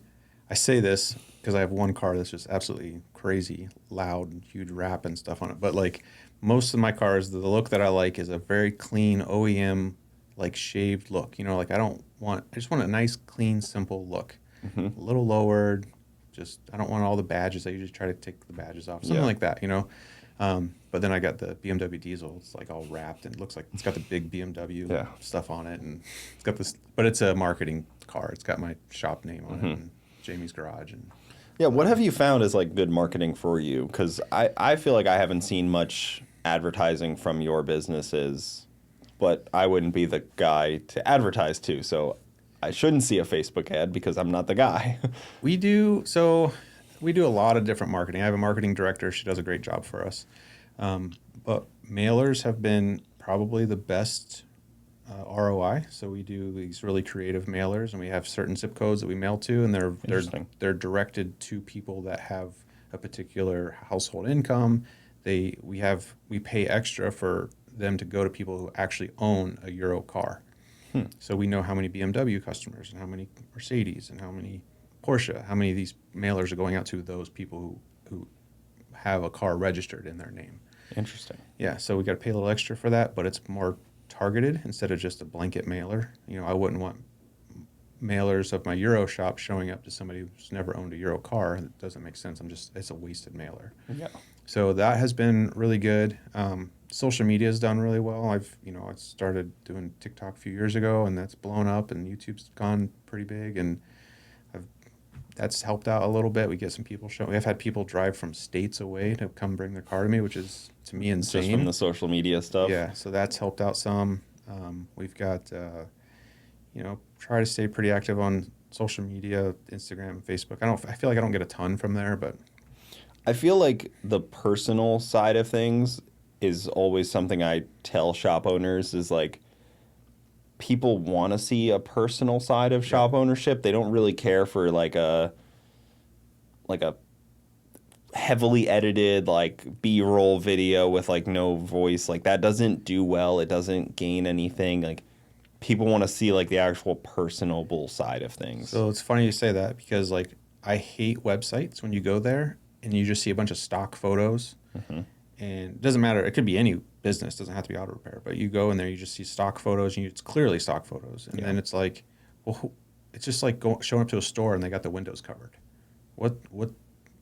Maybe it is auto repair, but who is it really? So like all the pictures I have on my website is actually pictures that we took of the shop. We try to get pictures of our staff. Like we have Meet the Team. You get to actually know who is working on your car. I like to show people in my pictures because we as humans attract to people. And I mean, you can put some fancy cars on there and that might attract some people, but I think getting to know the person behind who's working on your car is more important than knowing that, yes, we fix cars. You know? And especially, from TikTok kind of has this like, you have to be very in the moment, personable. Yeah. Like it does not do well with like a heavily edited filtered B-roll, like Right. what you think would do well is like the opposite of what does well. Yeah, almost. I've had videos that I've posted that were beautiful. I mean, cinematic, Yeah. and they flop. And then you have one where I got a shaky hand, and I'm walking around on my cell phone, and it gets millions of views. You know, it's just like Filmed and uploaded, didn't even think about it type of thing. yeah. That's always the ones that do well. The ones that I'm like, yeah, we'll just put it out there, Yeah. see what happens, and it blows up. Me and Garrett have always joked about that with YouTube. It's like the video that you're like, man, I really worked so hard on this. It's almost like the algorithm knows, like, oh, I'm so excited for people to watch this one. Like, this is the one. The algorithm knows. That's the 10 out of 10. Yeah, and then you get slapped in the face. Exactly. Yeah. That's where it bombs down. And it's funny to think like a personal brand of just like kind of just showing the day to day is a better marketing tool than like a marketing team of like Yeah. people making these like well-crafted, like well-written out, like planned out caption videos and everything is. Yeah, my marketing director, so she does all the mailers and the websites and the phones and gets all, we get involved in local charities and we sponsor local schools, we do all that kind of stuff, which is great. But she's like, when it comes to social media, she's like, I'm leaving you alone because you do a good job with it, so you just do that. And I'm like, all right, cool. And I like doing it. So I've always enjoyed photography and photo and like making videos and just making people laugh. I've always been a kind of a class clown. Yeah. So doing videos and just having fun with it is always just like, to me, that's fun. And I've gotten so busy where I just kind of not shied away, just veered away from it just because I've been so busy. And then now it's like, maybe I should lean back into that because it really did help the business. So it's almost becoming like a necessity to keep it going. You know what I mean? That's funny. Yeah. It's kind of went the opposite direction. But then, Instagram just deleted you, right? Yeah. Yeah. Out of nowhere. I'm trying to get it back. So I don't know what's going to happen. So Like did nothing wrong. I'm the most PG person. I don't cuss like on Instagram. I don't cuss on YouTube. I don't get political. I don't do anything. Like I'm strictly just having fun, and like a lot of it's educational stuff, like nothing. Like, and all of a sudden I go to log into Instagram, or I went to go to my Instagram on my phone, and it just said log in. I'm like, well, that's weird. So I go to log in, and it says your account has been permanently deleted and you cannot dispute it. And I was like, what is this? Yeah. And then I looked into it, and it gave me a generic response of the reason, and it was I was impersonating a celebrity. And I'm like, I am me. That's all I am. Yeah. So like I don't understand. I think what happened, and I'm having some people currently look into it. I think what happened is I do have a lot of fake accounts on Facebook and TikTok, and I haven't really seen too many on Instagram. But they'll get a ton. I mean, they'll get millions of views reposting my videos pretending to be me. They'll have my same logo, my same backdrop. And Weird. Because I'm not verified, I can report them, but it takes weeks to sometimes get taken down. Yeah. So I went ahead and paid the stupid verification thing on Facebook, thinking it would automatically verify me on Instagram, same company. So it didn't. So then I requested for verification on Instagram. And at the same time, I found this guy who had being me, he had more followers. He had 3 times the followers on Facebook than I have on my own account with his fake account of me. Really? Yeah. So my channel is Jamie's Garage. Kind of impressive. But what's funny? So it was called Jamie's Tips, but it was all me. It was all my same logos. I had my own friends following that page because it tells you who's following it. Yeah. And I'm messaging him like, hey man, you're following a fake account. He's like, oh man, I thought that was you.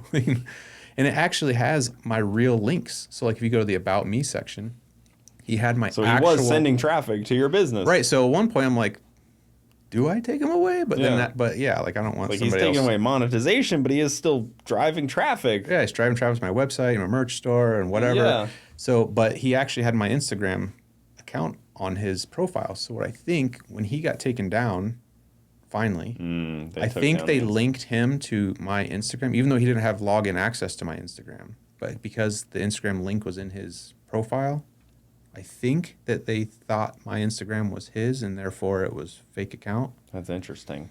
But I don't know. So I've got, so Chris Fix, I was like, I was telling him about it, and he was getting all worked up. And so he's like, I'm going to post a story. So he posted a story. He's like, anybody have any contacts with Instagram? So from the story, he had 3 or 4 people reach out and give me some information. So I still haven't really got a resolution from it. So I don't know. And it takes a long time to build up on Instagram, Yeah. 100 and whatever, 1,000 people. Especially it's always one of those things that every, couple of years they change things and it's harder and harder. It's not as hard now to get views, but it's hard to get followers. Yeah. Because, like, now Sure. you can get views on the For You page and, like, they show things that are of interest to people, but nobody actually follows. Yeah. So actually getting followers is pretty tough. TikTok is kind of like a weird one. It does. I crushed it in TikTok in the beginning because I got in pretty early. There wasn't a lot of automotive TikTokers, I guess you want to call them. I got in because... You were just dancing at the time. Yeah, right? well, Gary V, if you know who that is, I was watching some YouTube video of his, and he was like, "Oh, you got to check out TikTok. It's the next big thing." And I'm like, "Yeah, whatever." Well, I had my daughter at the time was, I don't know, 8 or 9 probably, and he was talking about, like, you really got to check it out. If you have kids, you should check it out just because you want to make sure they're safe. So make sure you familiarize yourself with the app. So I get on there, and it's pretty freaking addicting. And I find a couple of automotive guys, and I'm like, I could do better than that. So I started posting stuff just for fun. And next thing you know, I'm getting all these views, and I'm like, oh, this is cool. So then I just kept going, and then it was just blowing up. And then I started making contacts with other, YouTubers, and that's how I became friends with a lot of them. That's actually, if I didn't start a TikTok, I probably wouldn't be sitting here right now. Yeah, because we met through Chris. Yeah. And we were at Chris Fix's house, and I don't even know how public that is. I think it is pretty public that he lives in Florida now. He lives in Florida. Yeah, I think it's pretty well known. He's just like, because his videos aren't vlogs or lifestyle, so like nobody ever really knows unless you follow him on Instagram. But I think he's posted enough on Instagram that he's in Florida now. Yeah, he announced that he's in Florida. Yeah, he's shown. He hasn't really said stuff. exactly where he is, but yeah. So, but yeah, no, he called me up a couple years ago, and he was like, I want to live in Florida. So I hooked him up with my realtor, and I went with him. We looked at a ton of houses, and finally found one that. You've been there. It's pretty nice. Yeah, it's a pretty good spot. I like that. I like that spot. He's got a good garage, a couple garages, yeah. And somehow he wants to work in a driveway because it's his authentic. So this is one of the things I love about Chris is he's so, like, dedicated to his craft. He has this beautiful garage. Yeah. And he's just recently got lifts. And he could easily just start working in the garage like most automotive YouTubers do. But because his whole channel is how to fix things as if you don't have the tools and lifts and ability to do that stuff. He's like, he goes, I'm not going to stop working on the driveway on jack stands because most of my viewers, that's how they fix their cars. And if I'm working on a lift, that's not fair to them. He's like, so he puts himself in the heat of Florida to go work in the driveway. Work in the garage on jack stands. I kind of said the same thing. I don't think anybody's going to at least put a carport up. So you have some shade. Yeah, I think he's working on like a shade thing. I get, okay, you don't want to work on a lift. I get that because you want it to be like, you authentic. can do everything you can do on the ground. But I don't think anybody's going to say, man, well, I don't have a roof. I can't do this, even though he's on jack stands. I don't know. Some of these, some of these people watch the videos, they pick up on little stuff, and you never know. But again, he's a lot more successful on YouTube than me and you. So who are we to say what he should or shouldn't do? Because, if it's working. Yeah, he's got it down, and he does a great job, and he's got a loyal following, and he's like the coolest. Like he genuinely cares about people. He wants to do a good job, and he's a really good dude and very humble too. Well, you guys do the veterans stuff together. Yeah. Which I'm going to explain a little bit of that. Yeah, building homes for heroes. So Chris has been doing it for a long time. He introduced them to me. One of the first times he came to Florida, they did a meet and greet type of thing. Freddie came down to Varish. Yep. I was there for that. Yeah, that's right. You were there. And then so that was where I first met the Building Homes for Heroes guys, and then Chris introduced me to them, and so we've been talking about how I can help them. And I've been involved in a few different events, and recently Chris and I did a event in Orlando where we built these little cars, and we came up with this like whole game because every year Building Homes for Heroes brings their veterans back, and they have like this annual, I don't know what you want to call it, like a gathering, and it's a lot of fun, a lot of team building and stuff, and it just helps these guys stay engaged with each other and keep that community alive. And so they do a lot of these team building activities. So they delegated Chris and I to come up with a team building activity. So we're like, well, race cars, right? Yeah, so we came up with these little pedal cars. We got the kids involved, and we had them custom made, and it was a lot of fun. But yeah, no, I love doing stuff like that. Yeah, that seemed like a really cool deal. We're at the Lowe's parking lot, and like watching everybody, come meet and greet, take photos, and Yeah. Chris was in his helmet the whole time. Guy never took it off. Yeah. And dedicated to that, but seeing the building homes for veterans, and he has taken such a step back from his own channel to kind of put himself into situations like that where he can help people and obviously do more fun things because he built this whole tree that gives him fruits of his labor, so he deserves to step back a little bit. But he works harder. He works extremely hard. He's always working, and people are always so demanding. Like, we want the Del Sol video, and I know he's been trying to get that out, but he's always just got timelines. He's trying to meet with people and get things done, and now he moved down here, and anybody that's ever moved before, especially to a whole other state, like, man, that's a lot of work. So he's been trying to move in and get his cars down here and registered, and he's got family, and he's trying to. He's got a lot. You buy a house, and the house has problems, so you got to get those fixed. But at the same time, he's got to make content. So he's being pulled in a lot of directions. that's one thing that when I first saw the house as a homeowner, I was like, man, homeownership is tough. It's not. It's just a pain. Homeownership, it kind of sucks. It really kind of does sometimes. It does. There's pros and cons. Yeah. And the more air conditionings you add to a home make it exponentially worse from my experience. Right.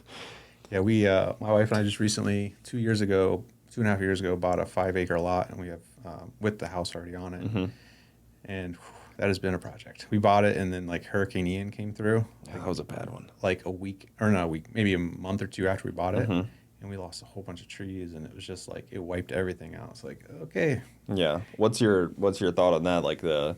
Are you kind of homesteady, chickens, farmland? What? We have we have the 5 acres. This is the first. I've been begging to get out of a gated community forever. My wife and I, we've always lived in a house with a gated community. We've lived in a few different homes, and she likes the security of it. She likes the community of it. I hate the community of it. I don't like the homeowners associations and everybody in my business all the time. And hey, you didn't bring your trash cans in last night. We got to have a conversation. It's seriously.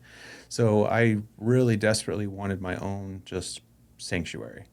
And it was stressful because I would work I'd be at work at 11, 12, sometimes 1 in the morning, come home, sleep for a few hours, go right back to work again at 6 in the morning, and keep doing that. And if I had a sanctuary at home, I think it would be a little bit easier to do. And then the whole YouTube thing started taking off. So I was like, well, I really need a garage to film because I can't do it in the shop anymore because it's affecting business. Yeah. So that was when I started looking for a garage, and then she threw the idea. She's like, what if we, the housing market went through the roof, and our house doubled. We built a brand new house and doubled in value. So we got tons of equity. So she was like, what if we just got a house and it's got a big garage for you and a pool for us? And I'm like, yes, let's Perfect. go.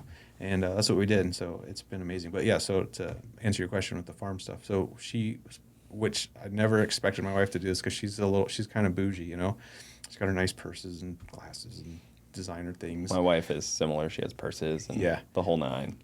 But she wanted goats. I was like, okay. So we got a pair of goats, boy and a girl, and they had another goat. Oh. And another goat. So now we got 4 goats, and we had to get them fixed. So birthing no more goats. Too. Oh yeah, that's a whole hectic thing in itself. Yeah, that's a whole thing. I've had chickens and stuff here, and I got tortoises and stuff. I like chickens a lot. Having chickens is a really enjoyable thing. Yeah. Even my wife, who's not really an animal, she likes dogs and stuff, but that's kind of the extent of it. Everybody's like, oh, I'm an animal lover until they experience something besides a dog or a cat. Yeah, and that's kind of where it stops for a lot of people. Right. But she liked the chickens too because they're kind of funny. They follow you around. Oh, that's cool. But then they kept getting eaten by bobcats. So that wasn't ideal. So that's what I was going to say. We looked at getting chickens, but we have a bobcat that lives around us. We catch it all the time in the backyard or something. Yeah. And so we heard that if you get chickens, it attracts predators. So then what do you do to get rid of predators? Well, now you got to get a donkey. And so where does this end? Yeah. Becomes a children's book really Yeah. quickly. And our goats, we had them in a half-acre area in the back. Well, they ate everything. And we couldn't. They have to eat. So we had to move them to our 3-acre section of our lot, which has a pond and all the stuff. So now they've taken over that area. And, my daughter and I would like to go go-karting in that area. So like, we just get the go-kart out and try to avoid the goats. But I found that like right on the other side of my fence back there. really, that That thing? skull, yeah. What is that? It's a boar. Oh, it's, wow. Well, I guess you don't call it. I don't know what they call the female ones. It's not technically a boar. It's something like that. They have like It's a female boar. seer. Yeah, they have like a word for it. I know the hunters are gonna be all pissed. That's a female boar. It's not a boar. It's, how they get up in arms. It's like, oh, sorry, can't remember it all. But yeah, that was found right on the backside with a bunch of chew marks on it, and something was eaten on it. But This area of Florida is weird because we have Lakewood Ranch, which is super high-end, bougie neighborhood. That's one of the number one rated neighborhoods. like every year for the past 5 years, it's like the most moved to neighborhood in the country. Yeah, which is one of the reasons why we do so well. We're the only independent shop in Lakewood Ranch. Oh, really? Yeah, there's no lots available. They aren't zoned for us. We're the only ones.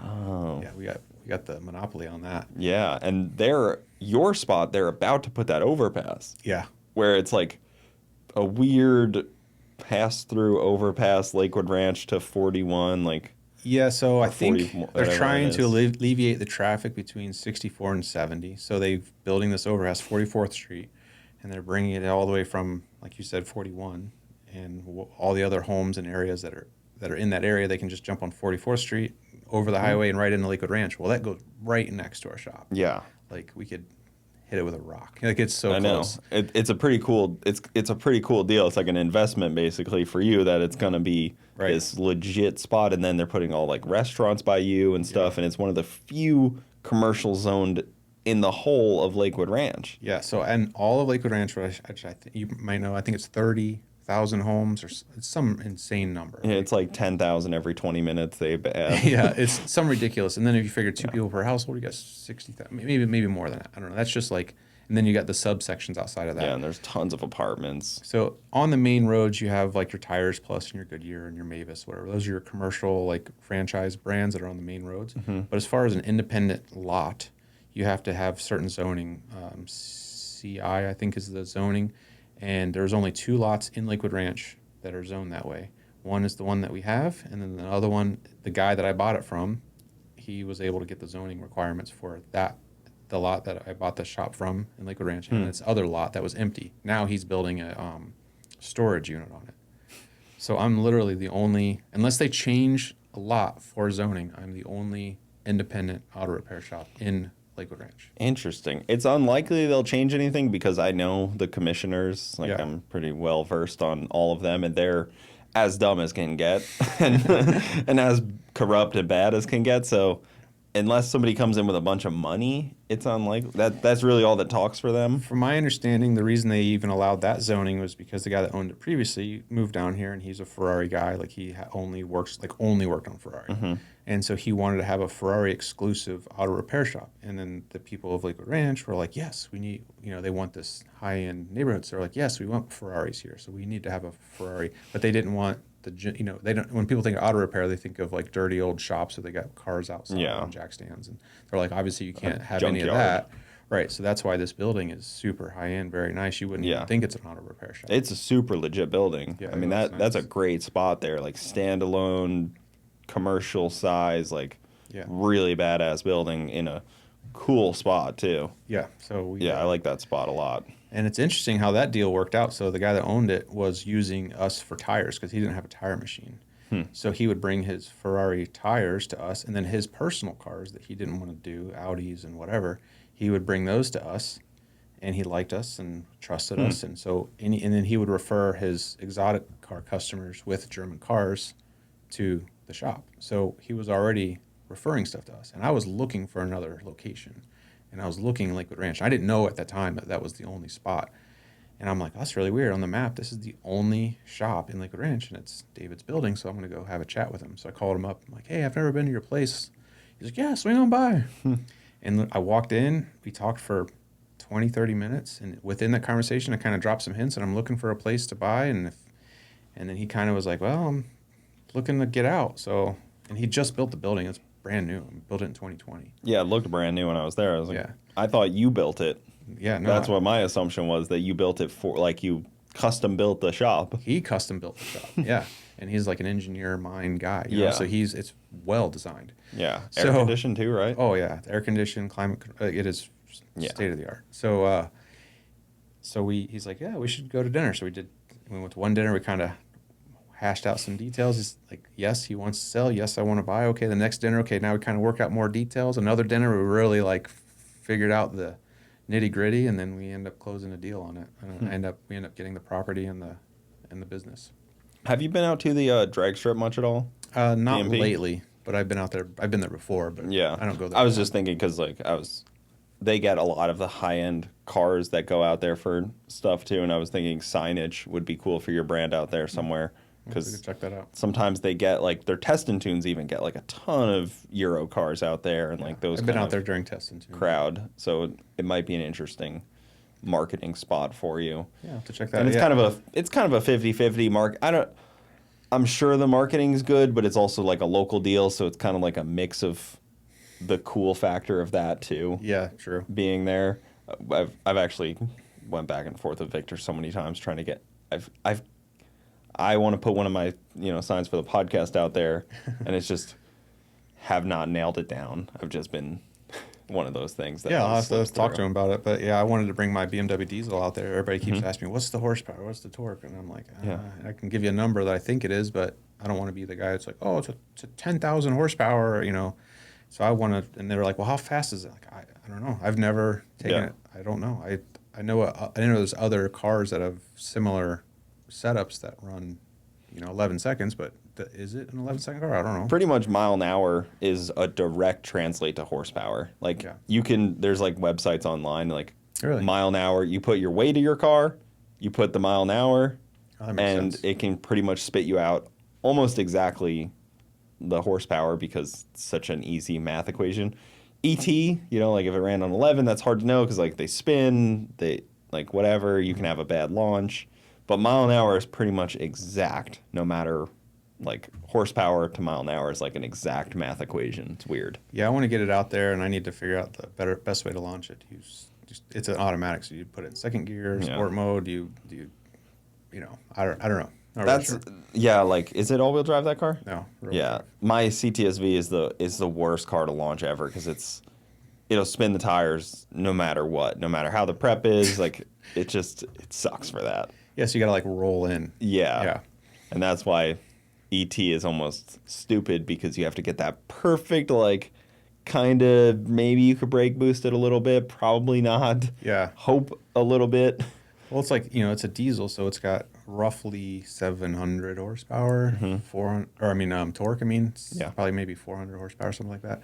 And so when you, from the rip, the wheels are just spinning. So it's like, that's why second gear, start off there, or do you just roll into it off of first? Like, I don't know. Yeah, you might, I don't know, would that like leaving in second gear?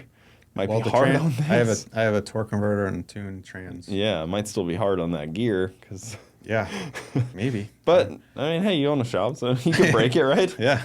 Actually, that's what's funny. I love working on my own cars, but lately I've been so busy, and I've got cars that I want to do stuff for social media, but I also need my car fixed. So I'm like, I don't have time to film it because you gotta get everything laid. Like it takes so long. If you're gonna fix your car yourself without filming it, you can get it done in an hour. But if you're gonna film it, it's like 5 or 6 hours. I just don't have that kind of time. So I just been If you're Chris Fix, it's like 12 hours to do 12 like weeks, yeah. one brake pad. yeah, he's like insane with all that stuff, which is awesome. Yeah. But so like I just been taking my car to the shop and like, hey guys, this is what I need. And they're like, okay, and they love it. They like. I was going to say, because then that's the other flip side is like you could just have a tech do it, but then you're taking a tech off what could be a profitable thing. So but every time I bring my car and I go, this is what I need. I have no time limit. I have another car to drive. Just, it's filler work. If there happens to be a slow time or if a customer doesn't show up or whatever, that's the only time. unless it's the wife's car, then that's probably priority. Yeah. Yeah, the wife, and she's carting around my daughter. Yeah, that's priority. It's got to be perfect. Yeah. That actually has to work right. Yeah. It can't just be like, I'm kind of the same way. Like, if my car breaks down when I'm driving it, like, shit happens. Right. But prefer the wife's car not. Yeah, it's funny because in the beginning, I'd bring my car in when I first started having them work on it, And, you know, we have a process. Like they have to do a digital inspection. They have to take so many pictures. I mean, there's a whole process to getting a car checked in. Not only is the picture when you get it checked in, but the technicians take tons. It's like 60 pictures by the time we're done with the car. Oh, wow. And if we're for sale ad. Yeah, I mean, we're doing tons of pictures, and whether it's good or bad, like I require pictures of tires. I don't care if they're brand new or if they're worn out. We need pictures of them. I want to know Wow. where they are, and all those get sent to the customer. So before they would just they're like, oh, it's Jamie's car, no big deal. We don't have to do this. So then one day I was like, guys, where's my inspection? And they're like, oh, you want the inspection? I'm like, yeah, every car. We talk about this every car. Why wouldn't you do it for my car? And they're like, oh, I'm like, do you think it's a benefit to customers? Well, yeah. Then why wouldn't it be a benefit for me? Like this is my wife's car. Like I want the inspection. I need the inspection. I need to know where the car is at for my own peace of mind. So don't take me out of the normal process because it's me. Like you need to have every car do this. Well, especially, you know, for that deal, it's like you can keep up on tire wear and all the other bullshit that may be failing. Probably best to know on her deal. Yeah. Well, where it's at. So again, the tire. So the reason we take pictures of all 4 tires was another issue that we had. A few years ago, we were doing digital inspections, but it wasn't as detailed as it is now. And we had a customer with a Panamera, I think it was, that came in and it was like a quick oil change and they were going to Miami or whatever. So we were just in and out, got it done and shipped it. Well, the guys didn't look at the tires from the outside looked fine, but the inside edges were worn on the rear, and they didn't catch it. Yeah.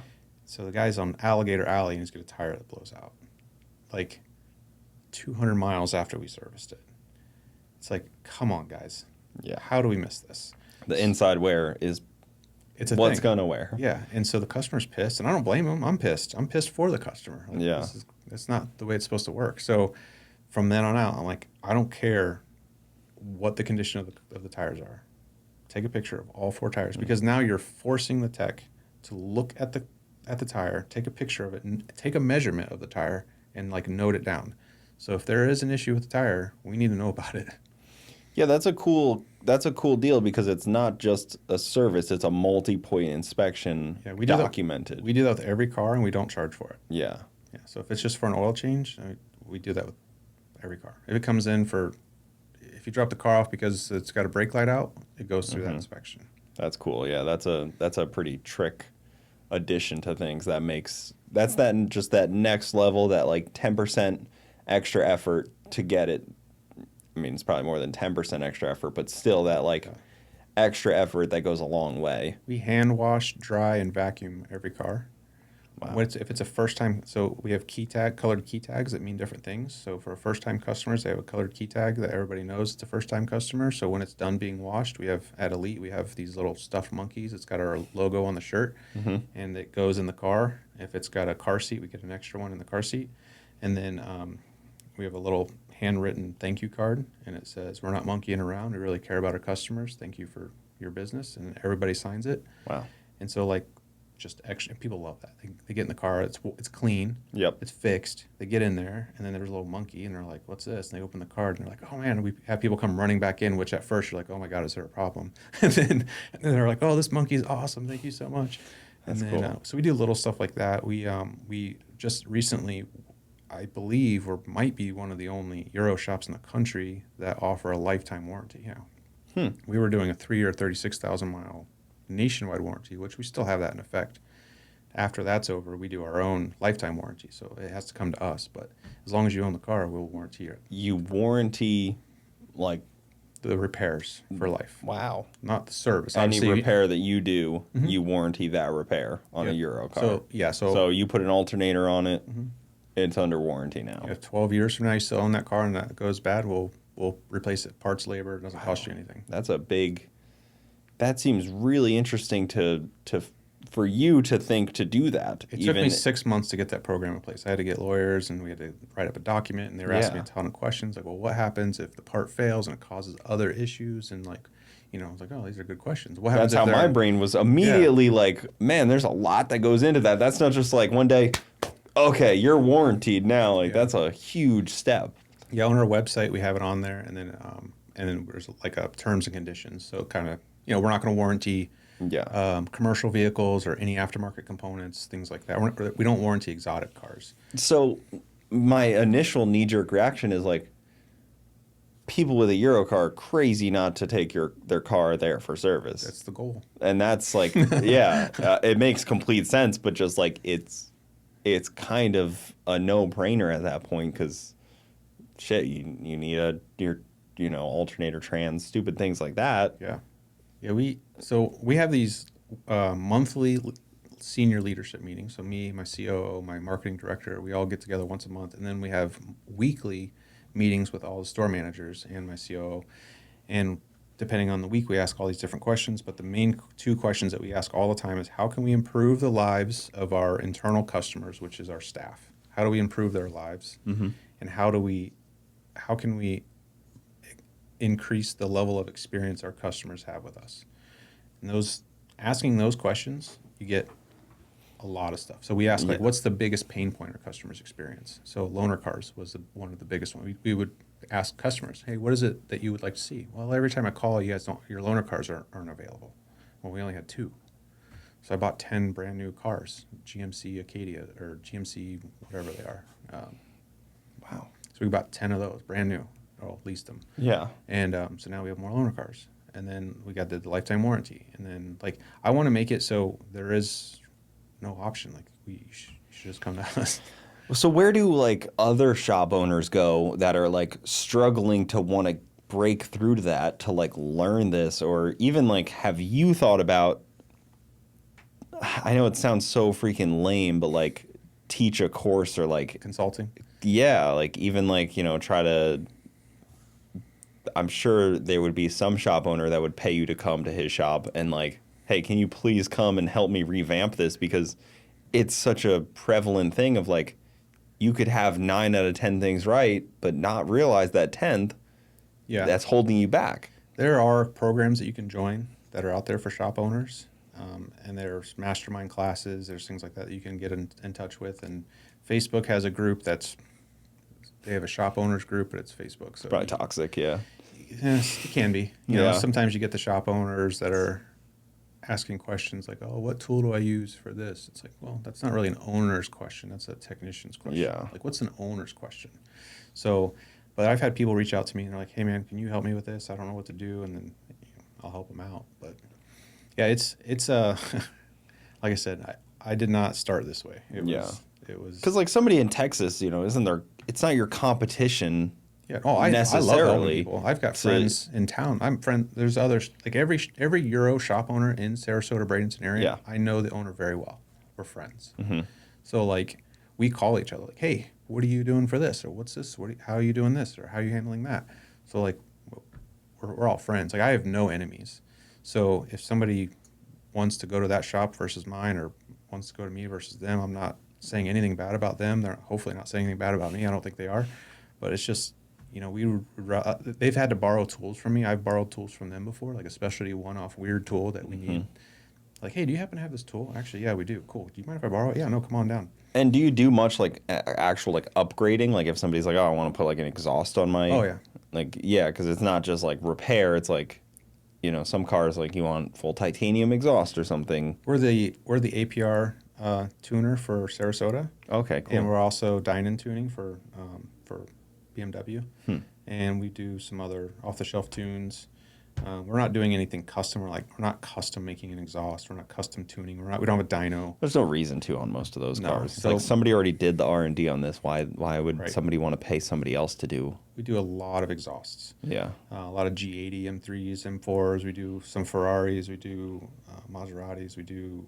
We had 2 RS6 Avants that we've done exhausts on. We do software and interesting wheels and.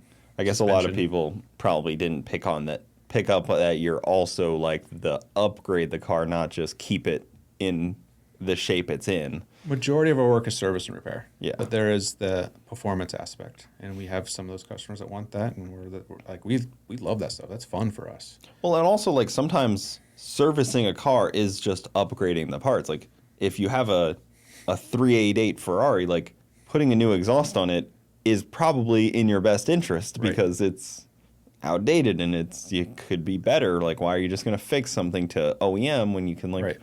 And we make do it that a better? lot. Well, like the 488s, they have turbos that go bad. Yeah. Well, you can get a pure turbo. You can buy 2 pure turbos for the price of 1 factory turbo. Yeah, and they're better. Why not just get better turbos? Yeah, it's interesting because the 488 just came out to already be having turbo issues. But I guess Ferrari doesn't No, really... they've been around since 2015. Oh, okay. Yeah, they've been out for a while then. Yeah. That was interesting. That I guess Ferrari doesn't really know turbo that well. They're kind of new to it. Yeah, I think so. They're a little newer to it than like BMW is, I would say. Right. Yeah. Interesting. So, but yeah, we do like the sticky button thing.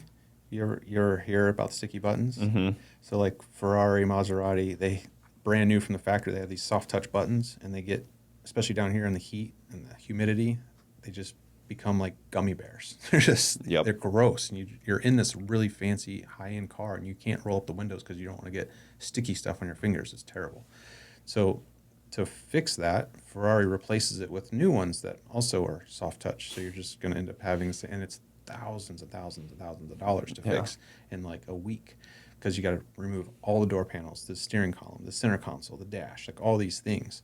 Well, we have my Ferrari guy has his own proprietary way of fixing those where it won't happen again. So it's not that soft touch when he's done with it. It's more of but it's a nice feel, whatever. Yeah, like a real button. But he cleans off all that stuff, and it's like 30 hours of work. I mean, it's a lot of work. So that's primarily the car he's working on for most of the week. Yeah. But when it's done, it's nice. We've done quite a few of those, actually. Yeah, you kind of have to in Florida, especially in this area. It's like not really much you can do. Yep. And this is probably like maybe the 3rd or 4th biggest market for like baller cars in Florida, I would think. Like West Palm is probably number 1. Yeah. Maybe like Venice. Well, Naples is really Naples big. So area, Miami, Fort Lauderdale is going to be probably number 1 is my guess. Mm-hmm. There's a big market in Orlando and in Naples. Yeah. Tampa's got a pretty good market too. But Sarasota's really starting to... Yeah, it kind of seems like it's the next biggest market. Yeah. But the people are a little bit more low key than like say, They're not South super Beach. flashy. Yeah. Like South Beach, it's like a pissing contest in a way, and it's kind of funny to think about the market differences and what they want and have. Yeah, I like... Even if the money's all the same. Yeah, it's funny. If you ever go to South Beach, which I hate going there, by the way, but if you're ever there and let's say you're eating on, what's it, A1A or whatever that road is right on the beach, and you have the people, and you're just sitting there, and you'll see the same car drive by 10 times, and they're just circling the parking. They're just circling the lot. It's like, okay, if that's what you Likely rented, likely leased, Yep. or something like that. Yeah. But yeah, just circling. I like going to Naples for their cars and coffee because that's a nice spot. Yeah, so Naples, I think, is a lot like Sarasota. It's a little bit more low-key. People there are, like, they're not buying the car to necessarily show off. They're buying it because that's what they enjoy. They're successful. That's what they've always wanted or whatever. It felt like Naples 10 years ago was gonna be like Lakewood Ranch. Like they started building all these developments and stuff, but it fizzled out. And then Lakewood Ranch became what Naples wanted to be because they have a bunch of like housing developments that kind of just like went nowhere. I think that's because what's around Naples? Not really anything. Yeah. Fort Myers, maybe. But like in Sarasota, you have Tampa right here. So you got all the sports teams. You're not too far from Orlando. You know, Clearwater, the beach St. here is Pete. amazing. Yeah, Clearwater, St. Pete. There's a lot to do in the surrounding area.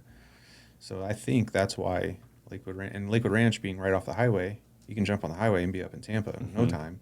So like you could still do a lot. And then there's the internal battle of Bradenton versus Lakewood Ranch almost, where it seems like there's a riff starting to be formed a lot more now, which I didn't realize when I moved into Lakewood Ranch that, West Bradenton wasn't going to like us. But it's really hit hard. It's funny because people actually want the Lakewood Ranch address. You know what I mean? Like they want their address to say Lakewood Ranch, Florida, not Bradenton, Florida. Mine says Bradenton, and I could say either, and it would work. So my business is the same way, but like with the marketing thing, SEO, everything has to be consistent. So we actually had a conversation. Like, do we want it to say Lakewood Ranch? Do we want to say Bradenton? And I'm like, well, what's the actual like address? And they go, well, technically it's Bradenton. I go, then put Bradenton. Yeah. So everywhere you see the address is Bradenton. But, looking 5 years out, it may not people may not use Bradenton at all anymore because they might change it. They might be like, well, we'd prefer now. Like now there's enough houses or whatever. It's a tipping point. Who knows? To me, I don't care either way. It's not that important. I just made a decision. Like I just put Bradenton. But like if Bradenton goes away and it's like a ranch, well, so be it. It is what it is. We got to deal with it. Yeah, it's funny to have to think like a little bit out, but yeah, interesting. Well, let's wrap this up, man. Where can they? I mean, we've talked a ton about your businesses, but what would we put in the description for them to find you at? They can find you on your YouTube channel. Yeah, for more of everywhere. YouTube is so my social media is another business entity, and that's Jamie's Garage. So that's, well, if I ever get my Instagram back, I'll be on there as Jamie's Garage Official. It's also on Facebook, Instagram, TikTok and YouTube. But my shop is under elitemotorworks.net. The .com was taken, so elitemotorworks.net. Bastard. No, bastards. That's the shop, or my other shop, renhouse.com, HAUS. But you can find it through my Elite Motorworks website as well. Yeah, all kind of probably easily found, I would say, but everything's always in the description, guys. Go check it out. If you have any Euro cars or anything of cool value that needs special touch, go check them out. But thanks for coming on, man. This was a lot of fun. Appreciate it. Pretty cool. I think a lot of shop owners would probably feel a lot of what you said. Yeah, and with that being said, if anybody's having troubles, like reach out. I'm more than happy to help out. Cool, man. Good deal. Well, thanks. Good deal. We'll talk to you later.